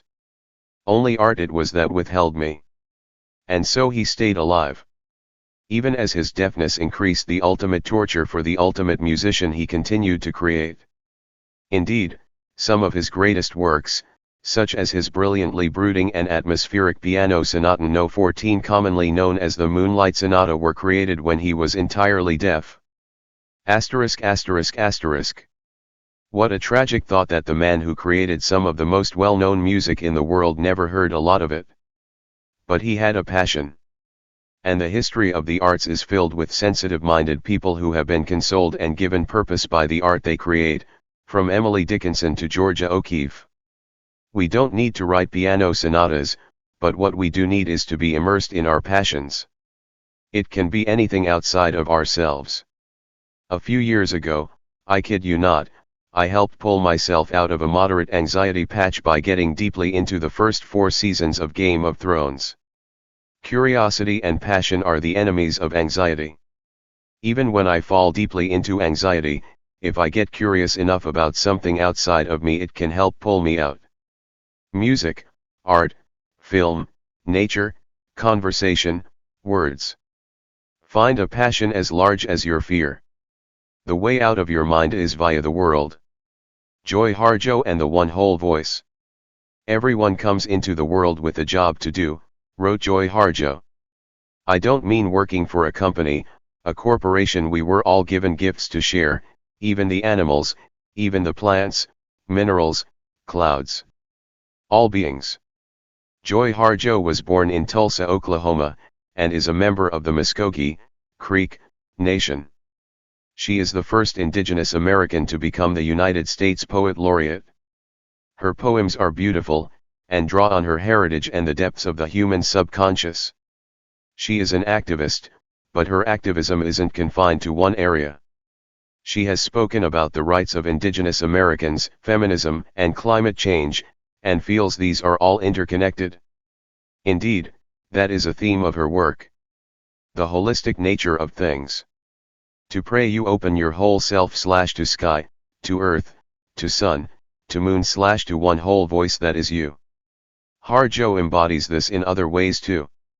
When she performs, she fuses prose and poetry and music as if they are all the same thing. She wrote a piece called A Saxophone, and with that instrument, she says, all that love we humans carry makes a sweet deep sound and we fly a little. She has won awards for her music as well as her poetry. The interesting thing is that she was in her 40s before she learned to play the saxophone. Well, it's interesting and comforting to me because it tells me it is really never too late to begin something valuable. I abandoned the piano at the age of 13. Up until then my parents had been paying for me to attend weekly piano lessons with a piano teacher, Mrs. Peters. But then I became the adolescent who didn't want to tell his friends he couldn't see them on Friday evening because he was having piano lessons. Other interests took over my young mind, and learning Beethoven's Für Elise and Mozart's Gavotte seemed suddenly an irrelevant chore. Many times over the years I have regretted that decision, wondering what it would have been like if I had kept going. And yet, for all that wondering, I never actively did anything about it until this year, at the age of 45, when I began to relearn the piano with my kids during lockdown. Of course, it is humiliating trying to learn anything side by side with an 11 and 12-year-old. It is like trying to learn to swim beside a sailfish. But it was great to make progress, to actually play, and to realize that there is no cut-off age for development. Joy Harjo is not the only musical late starter, of course. Leonard Cohen famously didn't begin his musical career until deep in his 30s. Though gifted musically from a young age, Verdi wrote most of his best stuff after the age of 50, including his opera of Otello that he finished aged 73.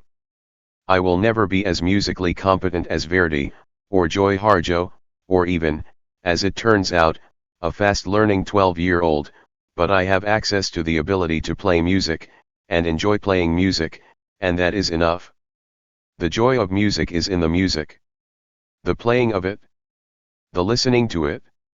And it is a joy with a wide open door, welcoming all. That's all we can do, right? Keep as many doors open as possible. Keep embracing the whole of ourselves. Keep failing. As Harjo herself says, there is no poetry where there are no mistakes. Protection. Once upon a time I felt pressure not to let people down. I stayed doing work I hated. Went to parties I didn't really want to be at. Saw people I found agonizingly hard to converse with. Faked every smile. And then my mind exploded. After which I realized it is better to let people down than to blow yourself up. Quantum freedom. According to quantum physics, the laws of the universe are probabilistic. This means that even among the smallest particles, nothing is entirely predictable. There is always uncertainty and things that can't be entirely predicted and measured. Determinism fails in the face of quantum reality. The German physicist Werner Heisenberg, who came up with the uncertainty principle, or rather, the uncertainty principle, discovered that even if every single initial condition is known, it is still impossible to predict with any fixed certainty the behavior of waves and particles. Likewise, chaos theory explains how even things on a bigger scale, like weather, are not entirely predictable and can't ever be. How many times have we been surprised by a day of sunshine when we were told to expect showers? Similarly, neuroscientists have shown us that the very structure of our brain, and the nerve cells within it, also acts with elements of randomness. In other words, a key defining feature of the universe, of nature, of our environment, of us, is uncertainty. There is always a space for chance. As something begins to change or move, it changes with a degree of the unknown, whether it is light through a slit in a barrier or a hurricane or a brain cell. The universe is, essentially, an ever-evolving possibility. While fear might want us to imagine the worst is certain, the future, like everything else, remains uncertain, unpredictable, open, free. And even the very smallest event in the maze that is our lives can result in the most unexpected outcome. Other people are other people. Let's state the obvious, because the obvious is easy to take for granted and forget. You are not other people. You are you. You have no control over other people. You have no absolute control over what they think of the world or of politics or of you. You have no control over what harm they may have done. Even if the harm they have done is to you. Yes, of course we can often learn from each other, and sometimes people learn from you. And that's great, even if it is rarer than we like to admit.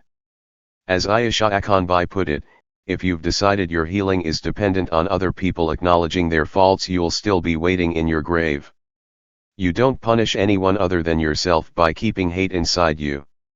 Other people are other people. You are you. Wrong direction. Your self-worth is not found inside the minds of other people. Applied energy. History can be a comfort. It helps us understand our place in time, and to appreciate what humans have done and lived through in the past for us to end up here. Discovering the human stories of the past, in particular, can give us a kind of strength. Knowing what human beings achieved, what they survived, and that some of them managed to make the world better for us to live in today. Have you heard of Nellie Bly? She was one of the most inspiring journalists ever to have lived. Nellie Bly was in fact a pen name.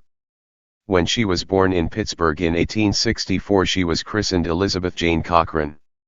After her father died when she was 15, she and her mother and 14 siblings were left with little money, and so Bly went out to try and earn some.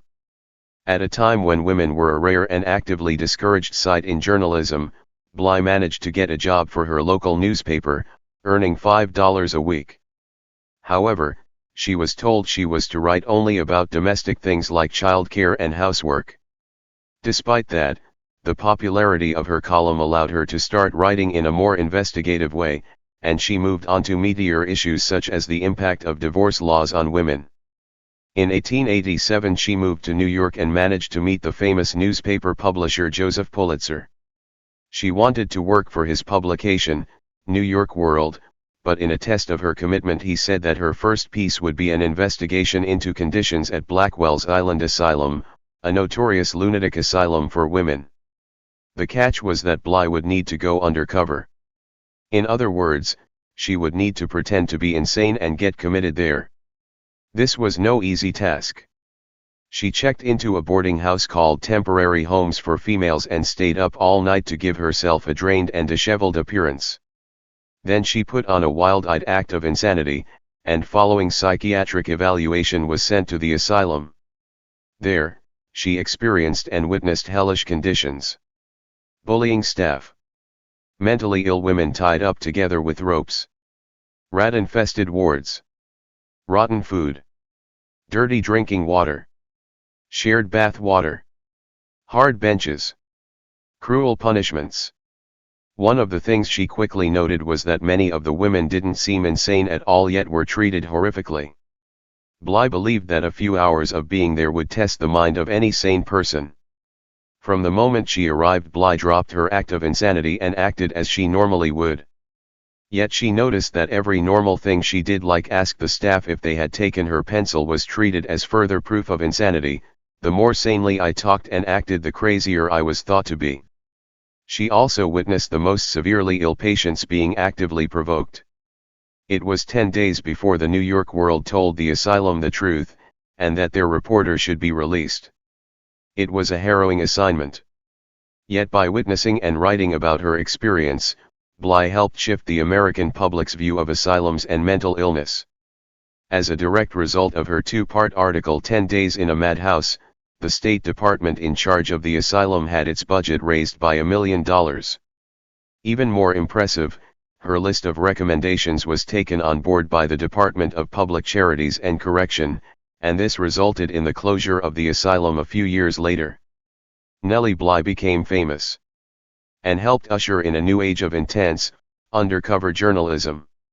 She went on to report all kinds of dramatic stories, a far cry from the kind of domestic fare she had initially been encouraged to write about in Pittsburgh. She covered everything from government corruption to baby buying scandals.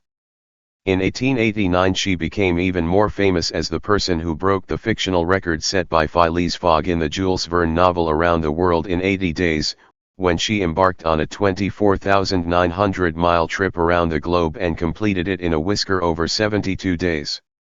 While on the trip she met Jules Verne in Paris, visited a leper colony in China, and journeyed along the Suez Canal.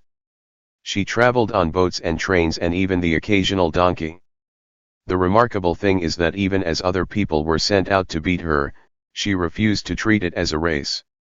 And her reporting shows how much she appreciated every moment of beauty in her journey. "I always liked fog," she wrote, "it lends such a soft, beautifying light to things that otherwise in the broad glare of day would be rude and commonplace." Years later, during the First World War, she became the first female reporter to visit the conflict zone between Serbia and Austria, and was even arrested but quickly freed when she was mistaken for a British spy. Nowadays her legacy lives on, and she has had all kinds of things named after her: press awards, boats, an ice cream parlor, even an amusement park. A testimony to what a human can do, armed with little more than a sharp pencil and a sharper mind. As Bly herself put it, energy rightly applied and directed will accomplish anything.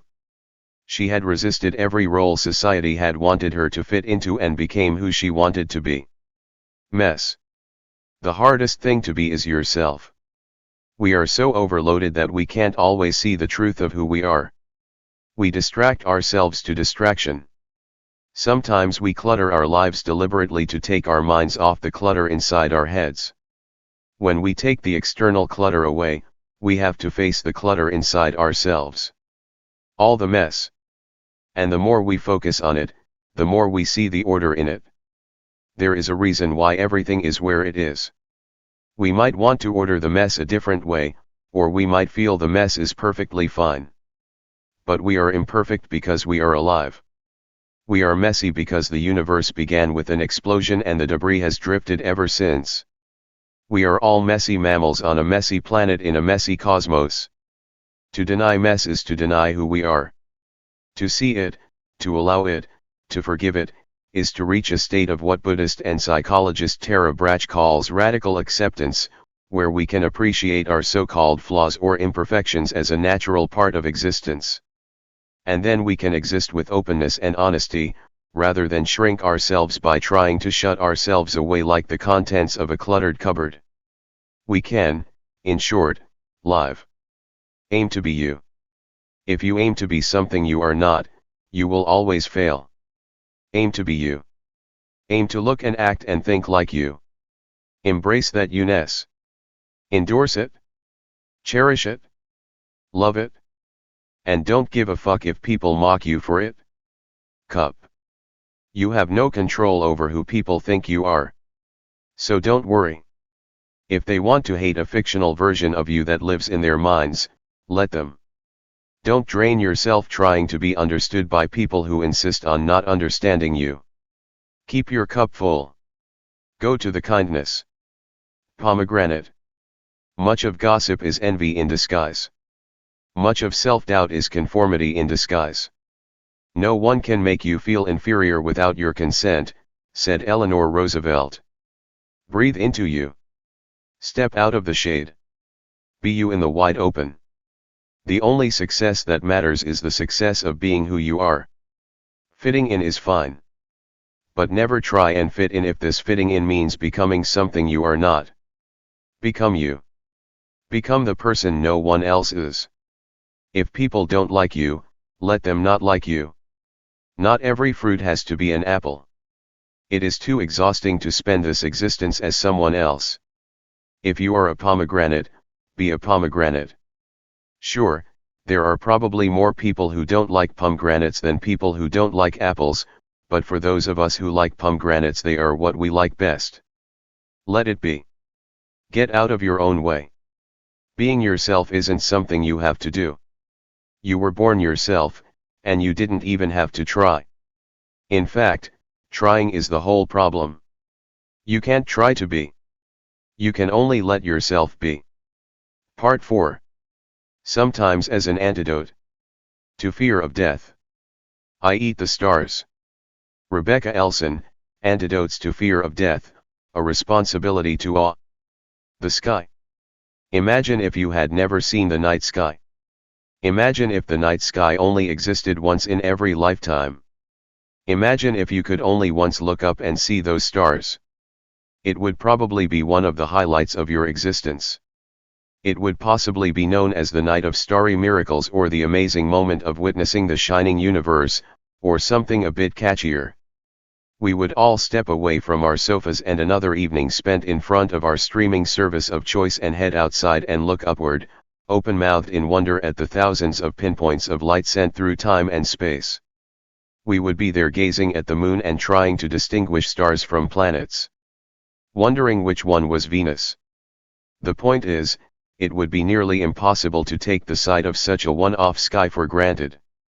And yet we obviously take the night sky for granted.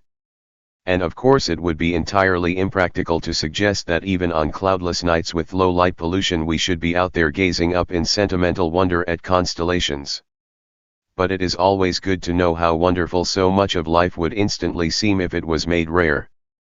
We are so blessed with an abundance of wonder on this planet, and in this universe, that we are numb to it. And it is often only in times of intense crisis that such things become apparent.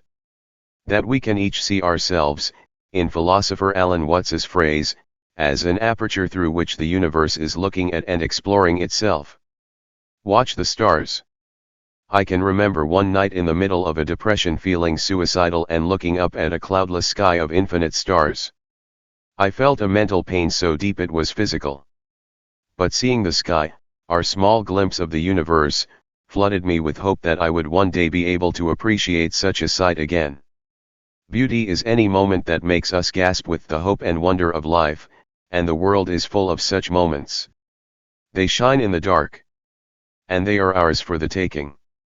Dwell on the beauty of life, wrote Marcus Aurelius in his Meditations 2 millennia ago, watch the stars, and see yourself running with them. The universe is change.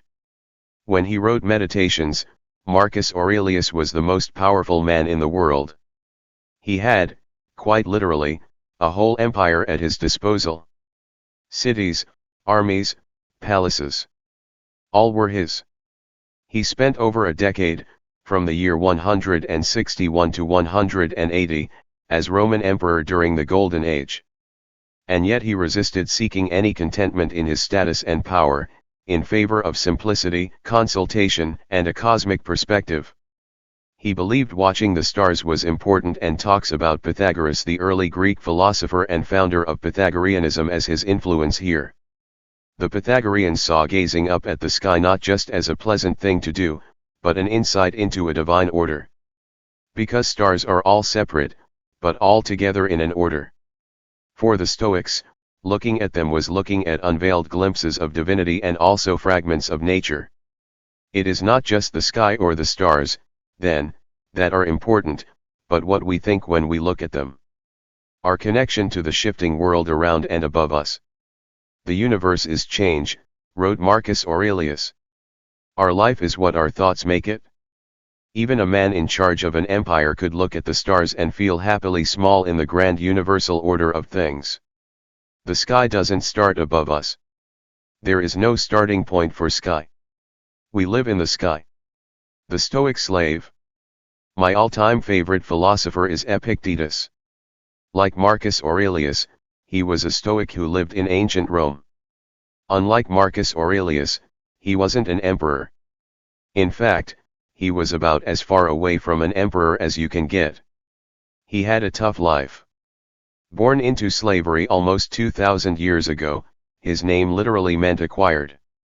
He spent all his youth as a slave, though he was allowed to study Stoic philosophy.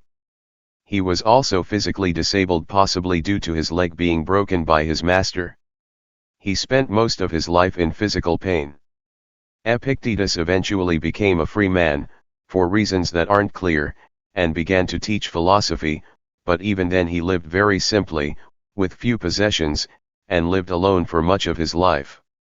Records show that in his old age he adopted a child of a friend and raised that child with a woman whom Epictetus may or may not have married.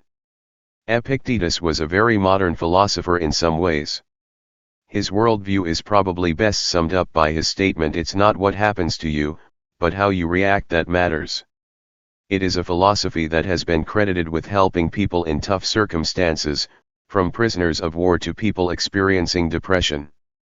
The psychologist Albert Ellis, one of the originators of cognitive behavioral therapy, cites this Epictetus quote as influencing his entire therapeutic approach: "Man is disturbed not by things, but by the views he takes of them." Epictetus reminds us that when we tie our happiness to external things, we are essentially giving up the idea of self-control and placing our well-being on forces outside of ourselves. Whatever it is, earnings, relationships, wanting a family, a Lamborghini, winning the lottery, going viral on social media, just keep in mind, the more we value things outside our control, the less control we have. And of course, even when we get the things we think we want, the impact is often beyond our prediction. See, for instance, the studies into how winning the lottery often has a negative impact on the winner's happiness. The comfort of Epictetus is the deepest comfort there is. It isn't the reassurance of believing great things will happen to us, it is that of knowing that even in pain or sadness or confinement, the mind has power to choose its response to the events in our lives. Even the very biggest things. Pain, loss, grief, death. "I cannot escape death," he said, "but at least I can escape the fear of it." Epictetus, in short, gives us control in an uncontrollable world. The control of accepting a lack of control. The control of response. Caterpillar. In the dark cocoon, a caterpillar falls apart. It disintegrates in its own enzymes. It becomes liquid. Mush. Caterpillar soup. And then, slowly, it is reborn a butterfly. Cocoons aren't a cozy, quiet resting place. Cocoons must feel a pretty horrendous place for a caterpillar. Yet, the caterpillar's fate has proven a great metaphor for our own misfortunes and struggles. The greatest changes stem from the darkest experiences. We fall apart to become new. We go through the dark to fly in the sun. Experience. We are not what we experience. If we stand in a hurricane, it doesn't matter how violent or terrifying the hurricane is, we always know that the hurricane is not us. The weather outside and inside us is never permanent. People talk about dark clouds over them. But we are never the clouds, we are the sky. We just contain them. The clouds are just the present view. The sky stays the sky. A bit about breathing. I want to tell you that breathing is deeply important. I know. This makes me that person. The person who tells you to think about your breathing as if all the problems in the world are caused by an inability to exhale for a count of 5. It makes me a millimeter away from being someone who will tell you that handling your trauma is something that can be done via a long bath and a couple of lavender-scented candles. And yet I have realized over the years that there is no quicker indicator of where my stress levels are at than checking where my breathing is at. Breath is a kind of inbuilt mood barometer. When I used to have full-blown panic attacks, breathing was hard. It was something that happened rapid fire, right at the top of my lungs, as if I didn't even have time for air. When I am stressed, I can lie in bed and place my hand on my stomach and take a deep breath, and then, toward the end, my stomach will quiver like a frightened animal, and I will know. I will know that now is the time to step back and allow myself to relax. It sounds like a paradox, but making the effort to relax can sometimes work. And the easiest and quickest way for me is through slow breathing. When I make myself breathe slowly, it is as if the annoying voices in my mind, the ones that play on rotation like annoying YouTube rants, are suddenly quiet. It becomes almost instantly okay that I didn't get back to that email, or that I messed up a Zoom meeting. I can feel myself stilling. Breathing consciously seems to be a way to hack into your self-esteem. A way to say give yourself a break. A way to just accept you as you and life as life. And all you need is a pair of lungs. You can do it lying down or sitting or standing. If I am lying down, I place my arms by my side, palms facing the sky or ceiling, and have my feet a little way apart. If I am sitting, I rest my arms on the chair and have my feet hip-width apart. Then I breathe gently but deeply into my stomach. And yes, I count to 5, silently, because the trance-like focus of the counting itself seems to have an added relaxing effect. And ideally I do this for over a minute. If you have 5 minutes, seriously, try and do it for 5 minutes. Hell, even longer. It can feel boring at first because a busy brain wants nothing less and needs nothing more than to slow down, but it is worth it. You are here. You exist. You are in this moment. To breathe is to live, I suppose, and to be aware of breathing is to be aware of living, to be aware of the very simplest truth of yourself, and transcend the world of doing, and for a few sweet, comforting moments inhabit the world of being. What your breath tells you. You are enough. You need no more than you. You are more than how you are seen. You are who you are in the dark. You are who you are in the silence. You do not need to buy or train or earn your acceptance. You are enough. You are a cosmic miracle. You are the earth witnessing itself. You inhale the air and accept yourself as you accept that air, as a part of the natural order of things. You are the mind that exists in the act of changing. You are possibility in motion. You belong here. You are where you need to be. You are enough. Nothing is stronger than a small hope that doesn't give up. Nothing is stronger than a small hope that doesn't give up. Nothing is stronger than a small hope that doesn't give up. Nothing is stronger than a small hope that doesn't give up. Nothing is stronger than a small hope that doesn't give up. Nothing is stronger than a small hope that doesn't give up. Nothing is stronger than a small hope that doesn't give up. Nothing is stronger than a small hope that doesn't give up. Nothing is stronger than a small hope that doesn't give up. Nothing is stronger than a small hope that doesn't give up. Nothing is stronger than a small hope that doesn't give up. Nothing is stronger than a small hope that doesn't give up. Nothing is stronger than a small hope that doesn't give up. Nothing is stronger than a small hope that doesn't give up. Nothing is stronger than a small hope that doesn't give up. Live in the raw. The true challenge we face is to look at ourselves and the world honestly. To see what wounds there are, so we can help heal them. Not to flinch. Not to spend our life wrapped in denial and trying to avoid pain. Not to avoid the feelings. As Buddhist writer Pema Chodron put it, the most fundamental harm we can do to ourselves is to remain ignorant by not having the courage and the respect to look at ourselves honestly and gently. Healing means to live in the raw, honest seeing. Ignorance shrinks us. The true challenge we face is to look at ourselves and the world honestly. One of the challenges Marcus Aurelius set himself was to look things in the face and know them for what they are. Wait. You are okay. You may feel like you are in a nightmare. Your mind might be beating you up. You may think you aren't going to make it. But remember a time you felt bad before.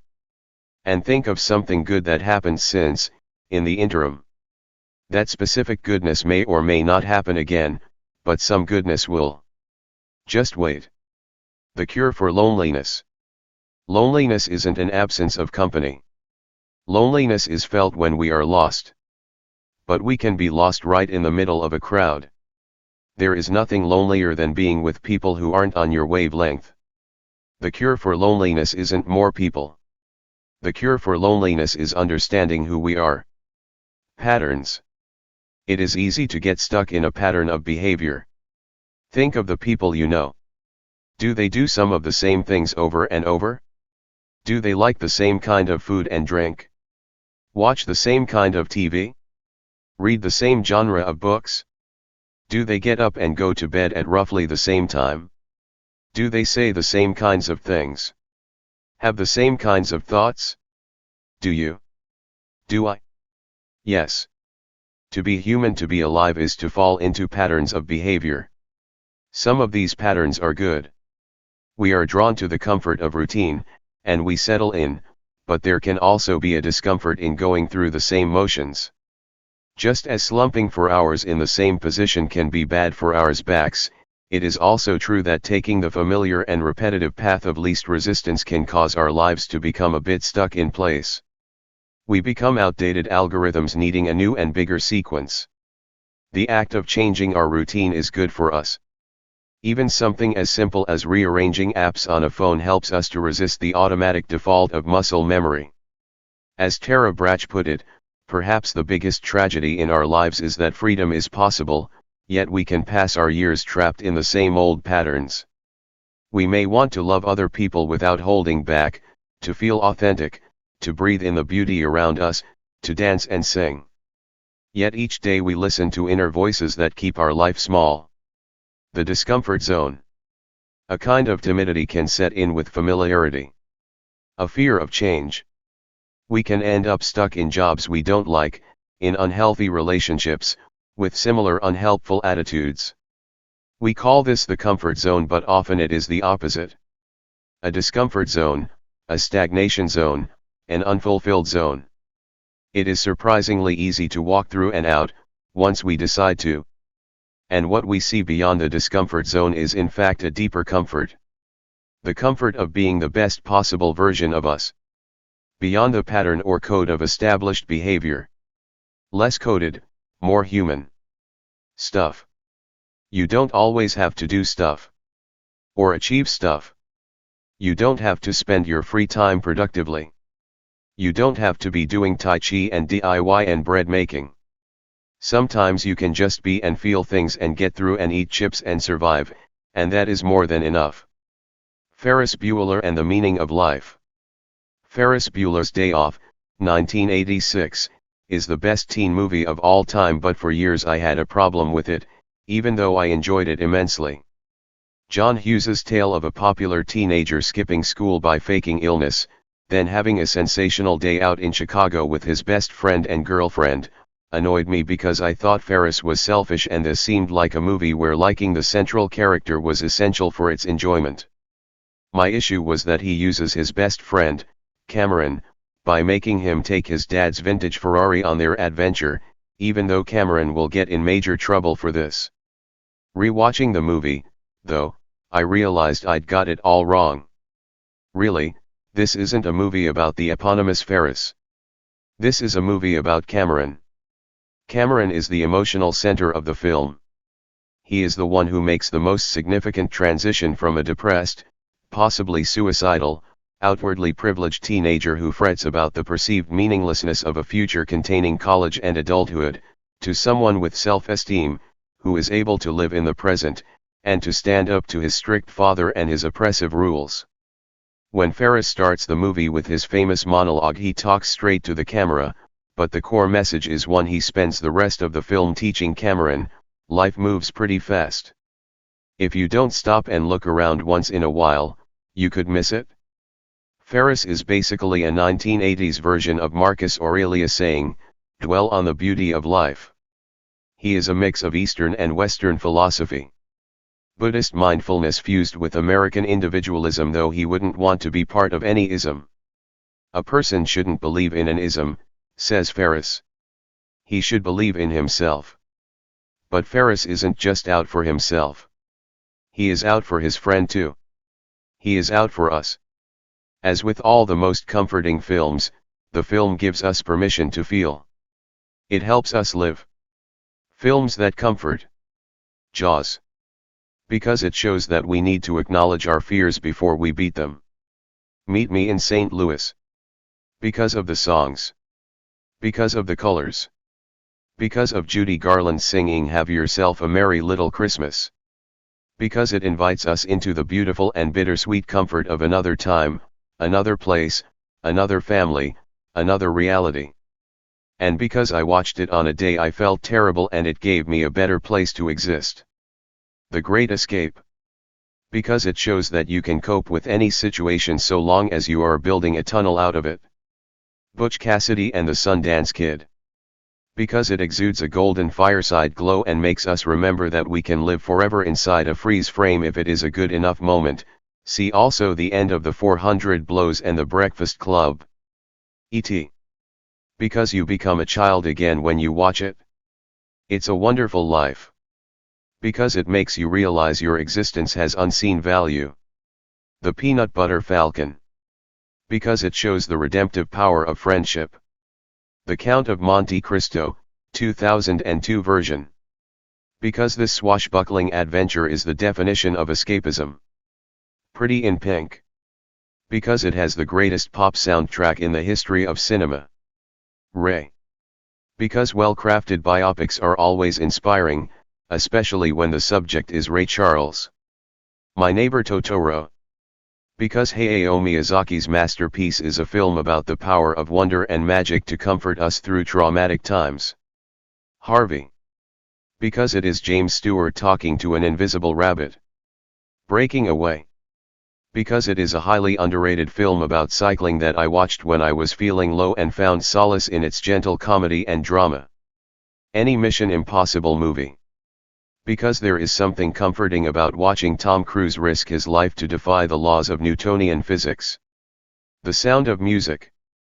Because it shows how love and music and joy can't be suppressed by the darkest forces in history. Bringing Up Baby. Because of Katharine Hepburn and Cary Grant and because, despite being released in 1938, it remains one of the funniest films ever made. Toy Story 2. Because it is the greatest and most emotional and consoling Pixar movie, for Jessie's story alone. Stand By Me. Because despite being a film about a search for a dead body, it is a celebration of youth and friendship and life. Mary Poppins. Because it is Mary Poppins. Negative capability. The poet John Keats coined the phrase negative capability, meaning when someone is capable of being in uncertainties, mysteries, doubts, without any irritable reaching after fact and reason. It's about embracing a kind of vulnerability. For Keats, Shakespeare was the person who embodied this concept perfectly, as he created work that was full of a beauty that was incomplete and ambiguous and allowed for many possible meanings. Keats never heard Miles Davis play, but maybe he'd have recognized negative capability in his music. "Don't play what's there," the musician famously said. "Play what's not there." Negative capability is about the space beyond what we know, which we should be prepared to reach if we want to find beauty. With a great poet, wrote Keats, the most zen of the romantics, the sense of beauty overcomes every other consideration, or rather obliterates all consideration. Keats's use of negative capability was primarily about art, but it was later adopted by the psychoanalyst Wilfred Bion, who gave it a more psychological and existential slant. For Bion, negative capability was about being able to think intuitively, outside of memory and desire. "Discard your memory," he implored. "Discard the future tense of your desire, forget both what you knew and what you want, to leave space for a new idea." A new idea. I love that. It's like the Zen Buddhist concept of satori, of enlightenment through submission, something reached through a quest into the uncertainties of our own nature. That is where freedom lies. In the possibility of a new way of thinking. And it is easier to get there if we keep open and ambiguous and alert to the fluidity of the moment.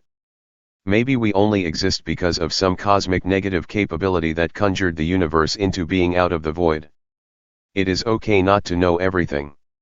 It might be better and wiser not to know everything, or at least to avoid thinking we know everything, because then we are freer from habitual thinking. But sure, it takes a vulnerability to enter a place of total openness, and maybe a new and deeper understanding of comfort. I always remember once, years ago, doing a workout video where the instructor bellowed an order, midway through a static squat, to get comfortable with being uncomfortable.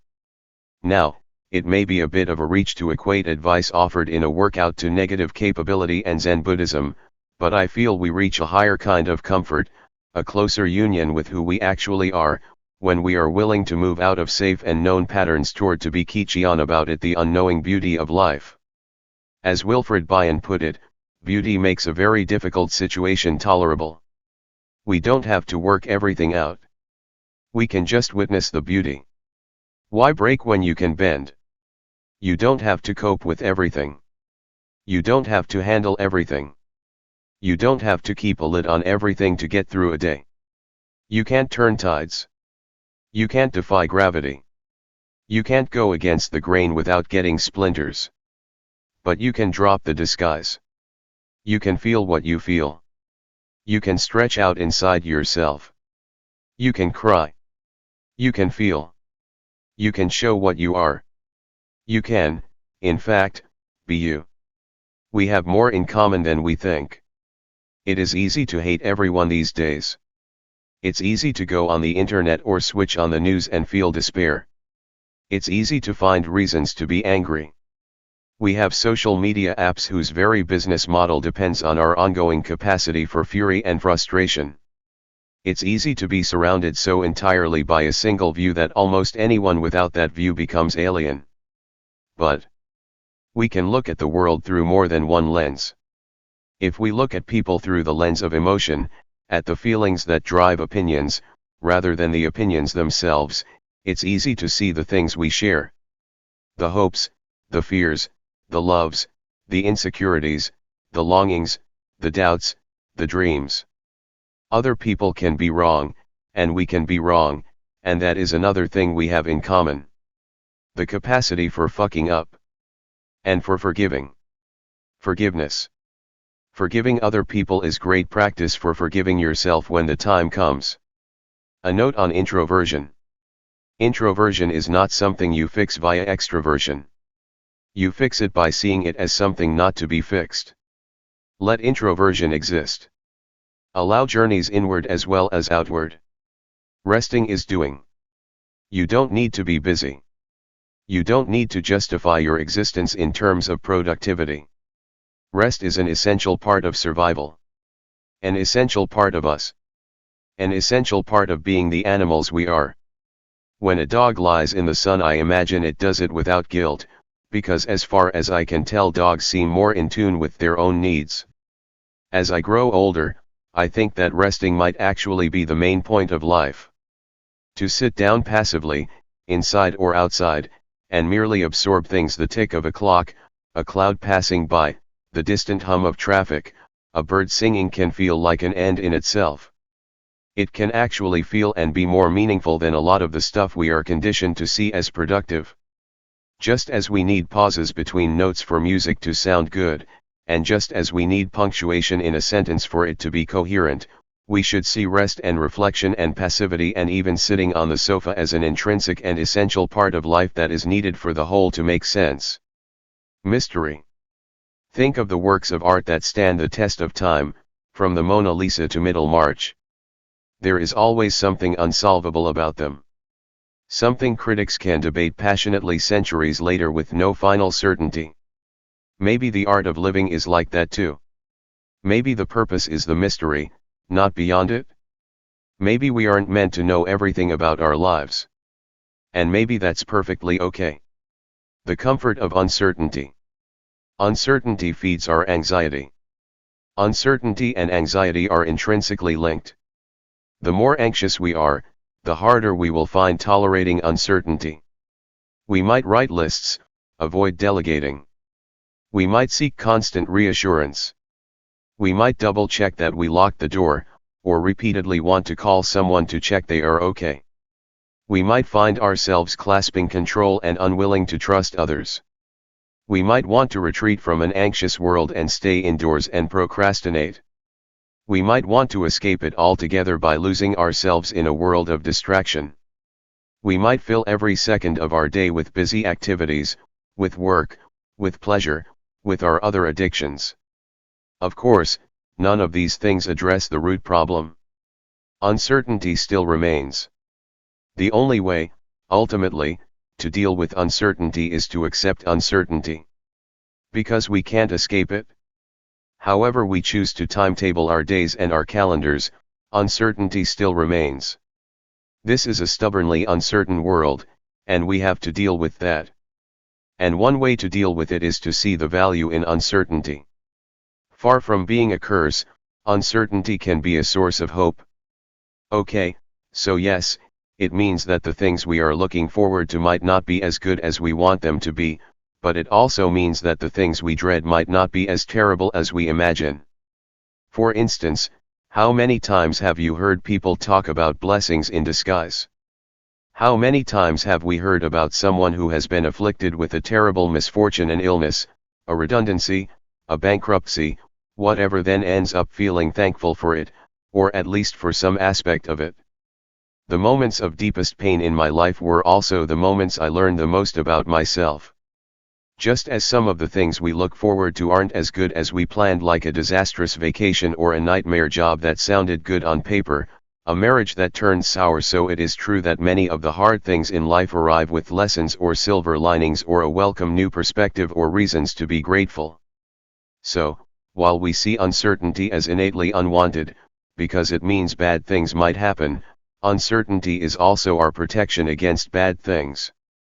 Because at some point, in any life, something bad will happen, and it is the inherent uncertainty of what that bad thing will ultimately mean to you, what it will lead to, and what it will reveal, that enables us to have a more enduring and resilient kind of hope. A hope that doesn't wish for bad things not to happen because they sometimes do, but rather one that enables us to see that bad things are never the whole story. They are as filled with uncertain outcomes as everything else. In short, we never know. The only certainty is uncertainty. And so, if we are to reach any kind of constant comfort, we need to find comfort in uncertainty. And it is there. Because while things are uncertain, they are never closed. We can exist in hope, in the infinite, in the unanswered and open question of life itself. Portal. Each of us has the power to enter a new world. All we have to do is change our mind. Nothing is closed. One of the reasons we like stories is because we like structure. We like a beginning, a middle, and an end. We especially like a good ending. Think of all the times our opinion of a book or a movie has hinged on the ending. If a movie has a terrible ending, it often ruins the whole thing for us. The film director Jean-Luc Godard said a story should have a beginning, middle, and end, but not necessarily in that order. And I used to love that quote, and agree with it, until I went through a breakdown and craved the comfort of classic narratives. Of beginnings and middles and ends in that order. And I liked endings that wrapped things up nicely, with a big bow. I craved resolution. But of course, life doesn't really have a resolution. Even death isn't a resolution. Even if we don't believe in an afterlife, we have to acknowledge that the world after us goes on in unknowable ways, and also the ways people will or will not remember us are unknowable too. There are only open endings in life. And this isn't a curse. This is a good thing. As the Buddhist thinker Pema Chodron puts it, we suffer from resolution. I find that idea so liberating. To admit that closure is unreachable in a universe where everything is open. The bearable rightness of being. Being doing. Reconnection. My anxiety feels very much a symptom of modern life. At its deepest, years ago, I began to notice that it was always at its most acute when I was doing something that would have been entirely alien to our cave people ancestors. Walking in a crowded shopping center. Listening to loud techno music. Wandering under the artificial light of a supermarket. Sitting for too long in front of a TV or computer screen. Eating a bag of tortilla chips at 1 in the morning. Stressful emails. City centers. Packed trains. Online squabbles. Modern mental overload. It is no coincidence that the things that comfort me when I am super frazzled, the things that calm and soothe me, tend to be things that reconnect me to my natural self. So, for instance, going to bed shortly after it gets dark rather than staying up till 1 a.m. to watch 11 episodes of a TV show one after the other. Or walking in nature with our dog. Or cooking real food with real ingredients. Or being with loved ones. Or switching from the sofa to physical activity. Or planting some herbs. Or swimming in the sea. Or staring at the sky. Or running in the fresh air rather than on the treadmill. Of course, I love the pleasurable distractions of modern life. I like that our world is one with podcasts and movies and video calls. But when I am in that state of deep fragility, where I am stripped of my shell, I find the shortest path back seems to be the timeless one. The natural one. The one to do with reconnection to our natural world and our natural selves. A note on joy. On Madonna's first trip to New York, she is said to have told her taxi driver, "Take me to the center of everything." For many years before my breakdown, that was my approach too. I had trouble with just being. I always wanted to be somewhere else, closer to the center of the excitement. So I escaped into alcohol, drugs, raves. I needed the loudest noise, the spiciest food, the most violent movies, the most extreme everything. For me this meant 3 summers in Ibiza, working for the largest nightclub in Europe, being at the center of noise and people and stimulation. The fact that the nightclub was called Manumission, which meant freedom from slavery, drove the point home for me. To be free was to be in the thick of all the buzz and distraction life could offer. I was a deeply insecure person. I had low self-worth. In the winters, back in London, I would apply for jobs. Then when I got them, I would be so worried about people seeing through me that I wouldn't be able to enter the building. I felt like a human mirage. Empty on the inside.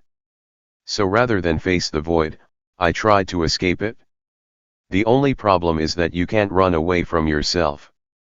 Wherever you go, you're always there. Even on a dance floor at 6 in the morning.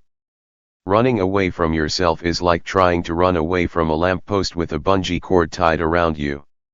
Sooner or later you are going to spring back and have a mighty bump. Or, in my case, a total breakdown. A full smorgasbord of doom. Panic disorder, depression, OCD, agoraphobia, and a belief that I wouldn't be able to go on living through so much.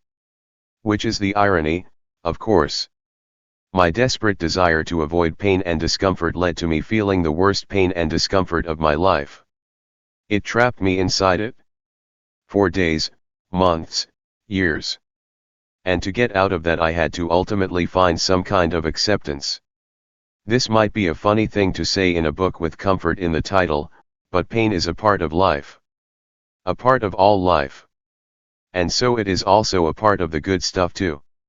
Inspiration and wretchedness complement each other, as Codron puts it. But what is good about suffering? What can be comforting about suffering? Isn't suffering the opposite of comfort? At some point, you have to accept your own reality. Even if that reality includes depression and fear and pain, alongside other things. And when you accept it, you accept other things too. The more genuinely pleasurable things. The pleasure that can be found by being yourself, rather than escaping yourself. Of being able to look someone in the eye, human to human, without any shame or stigma. Of accepting that life connects joy to pain and pain to joy within the same breath.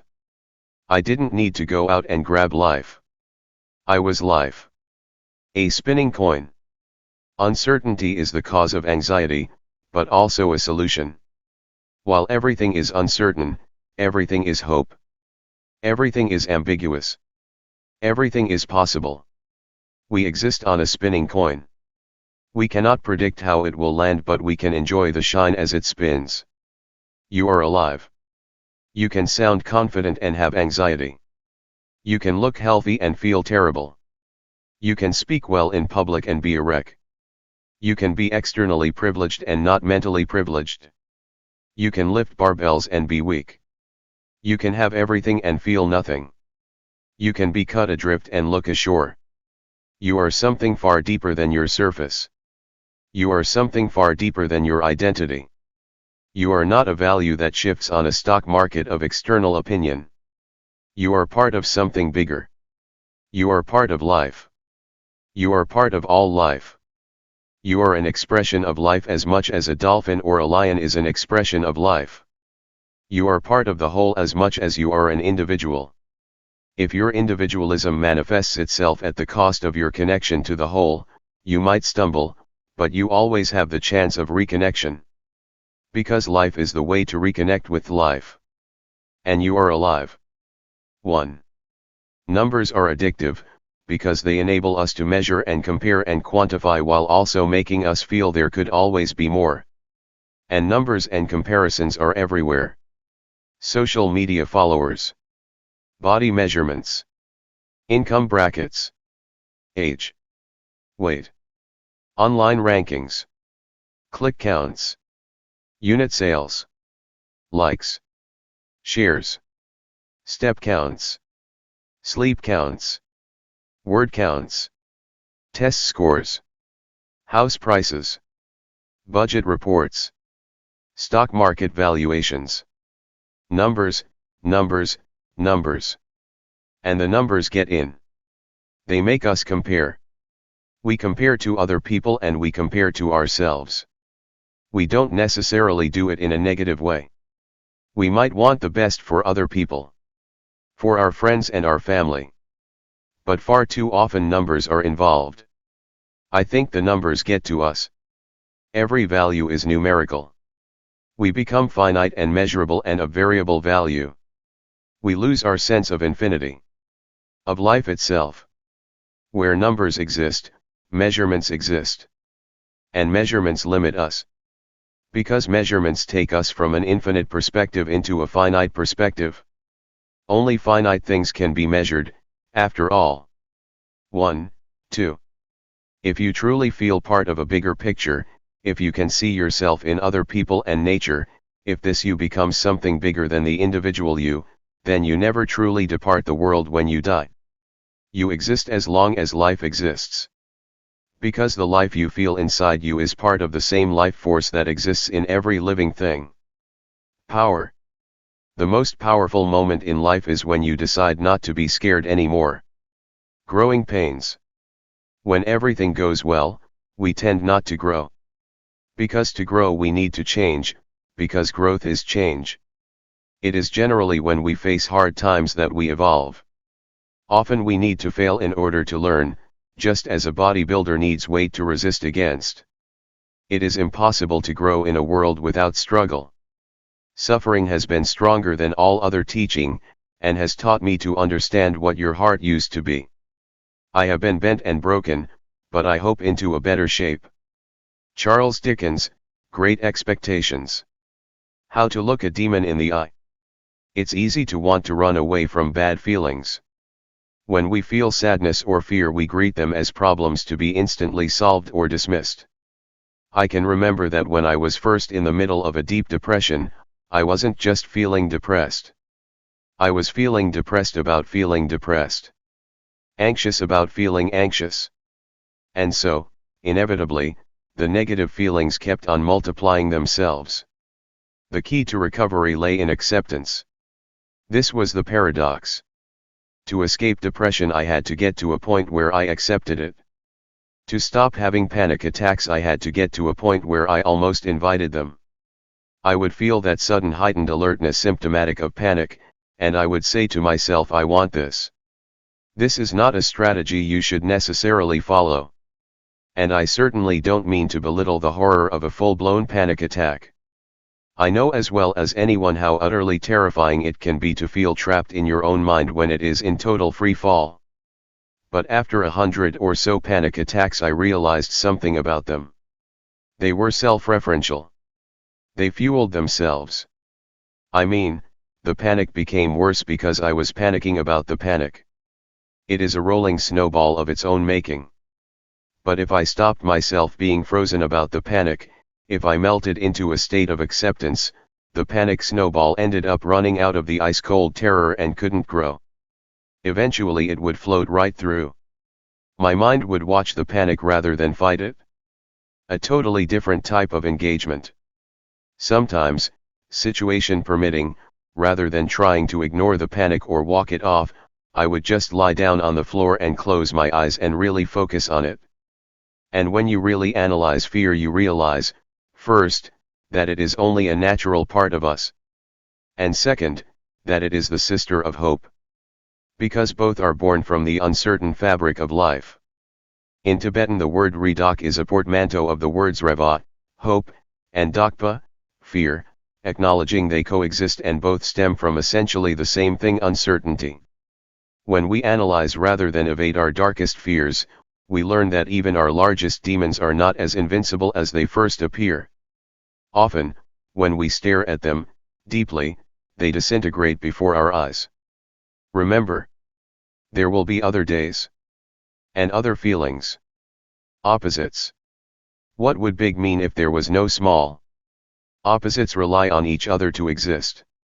In Taoist philosophy, the dualistic energies of yin and yang are opposites but also interdependent. Day needs night and night needs day. The dark shadows in a painting by Tintoretto accentuate the light. The mute silence of Maya Angelou's childhood led to her determination to use her voice. In this world of interdependence, opposite emotions are also connected. As William Blake put it, joy and woe are woven fine. I know this. Because one of the reasons I love life is because I was once suicidal. I have sincerely known more moments of contentment in my life for having gone through years of hell. I now avoid trying to see myself as one thing or the other. I am not a happy person or a sad person. I am not a calm person or a fearful person. I am a happy, sad, calm, fearful person. I let myself feel it all, and that way I am always open to new feelings. Nothing gets clogged in the pipe. No single feeling becomes the only feeling, if you let it all happen. And the way to let it all happen is to see the value in it all. To see the way the dark might lead to light. And the way present pain might lead to future hope. Love/despair. Albert Camus said, "There is no love of life without despair of life." When I first came across that quote, I thought it was empty and pretentious and more than a little bleak. But as I grew older, the words became truer. My love of life stems almost directly from despair. In the sense that I am grateful for better times having known terrible times. But in a deeper sense too. In the sense that pleasure and despair are contained in the same whole, and when we start to see the connections between all things, when we see how opposites are contained within each other, when we see the way everything connects, we can feel more empowered at our lowest points. Possibility. The existential philosopher Rollo May believed that we often mistake opposites. Hate is not the opposite of love, he said, apathy is. He also pointed out that courage and fear aren't opposites, as fear is an essential component of bravery, and that the truly courageous are those who experience fear and move through it. He was most informative of all, though, when arguing for the compatibility of joy and despair. Joy is the experience of possibility, he wrote, the consciousness of one's freedom as one confronts one's destiny. In this sense, despair can lead to joy. After despair, the one thing left is possibility. The door. Everything in front of us is defined by possibility. We are never inside the future. We are outside the door. We have our hand on the handle. We are turning the handle. But we never know what is on the other side of the door. It may be a room similar to the one we are standing in, or it might be a room we have never seen before. It might not be a room at all. It might be an orchard bearing all the ripe fruits of our labor. It might be wasteland. But we can never be sure. And even if we end up somewhere we don't want to be, we can be thankful for the knowledge that another door exists. And another beautiful handle, waiting to be turned. The messy miracle of being here. The Western idea of self-empowerment requires you to become better, discover your inner billionaire, get beach-bodied, work, upgrade. It says the present is not enough. It's self-loathing masquerading as salvation. We need self-acceptance. Self-compassion. Our present bodies and minds and lives are not things we have to escape. We need to remember the messy miracle of being here. Acceptance. There comes a beautiful point where you have to stop trying to escape yourself or improve yourself and just allow yourself. Basic nowness. In Buddhism there is the concept of metta, or maitri, meaning benevolence, or loving kindness. Metta is about accepting yourself as you are.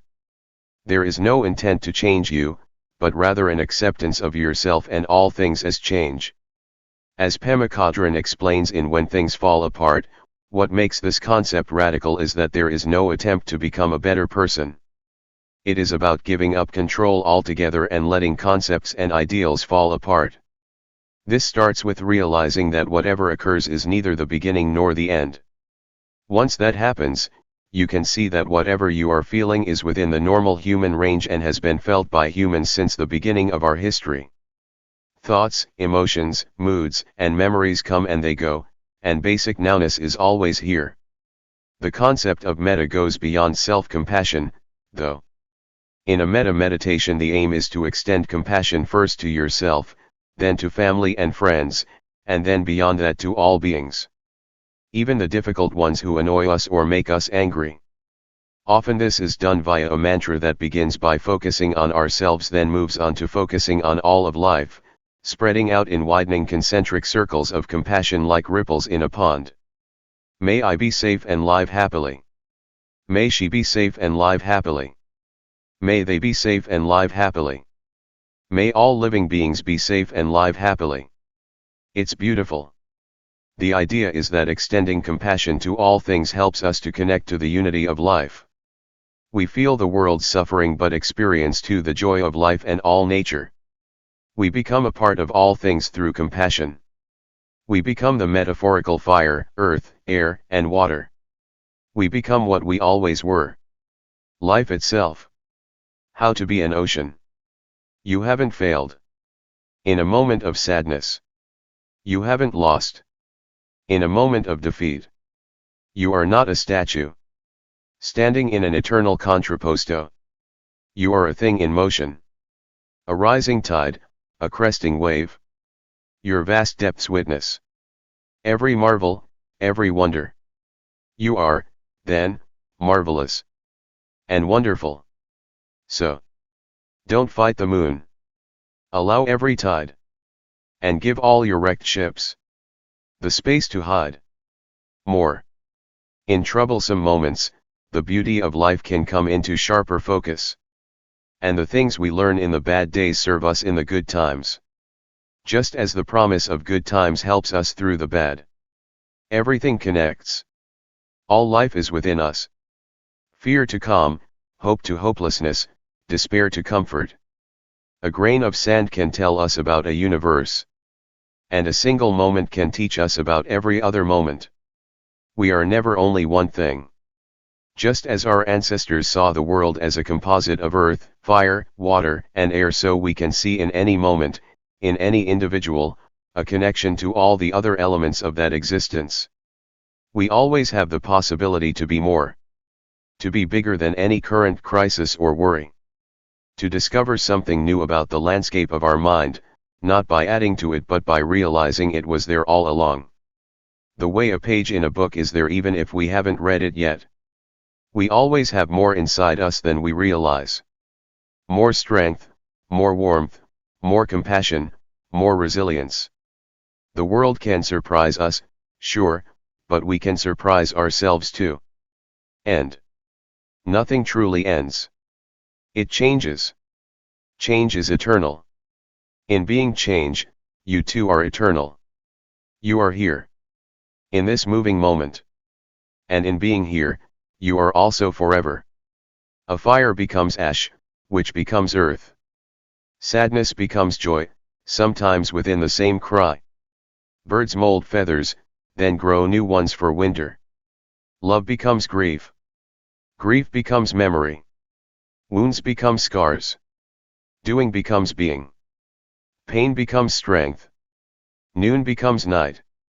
Rain becomes vapor and then rain again.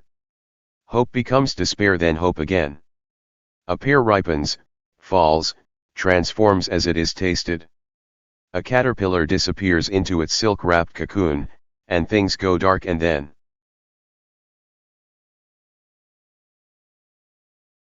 Please subscribe and press notification bell. Share and comment what you like the most. Thank you for watching. Don't forget to check description. You can find their valuable information.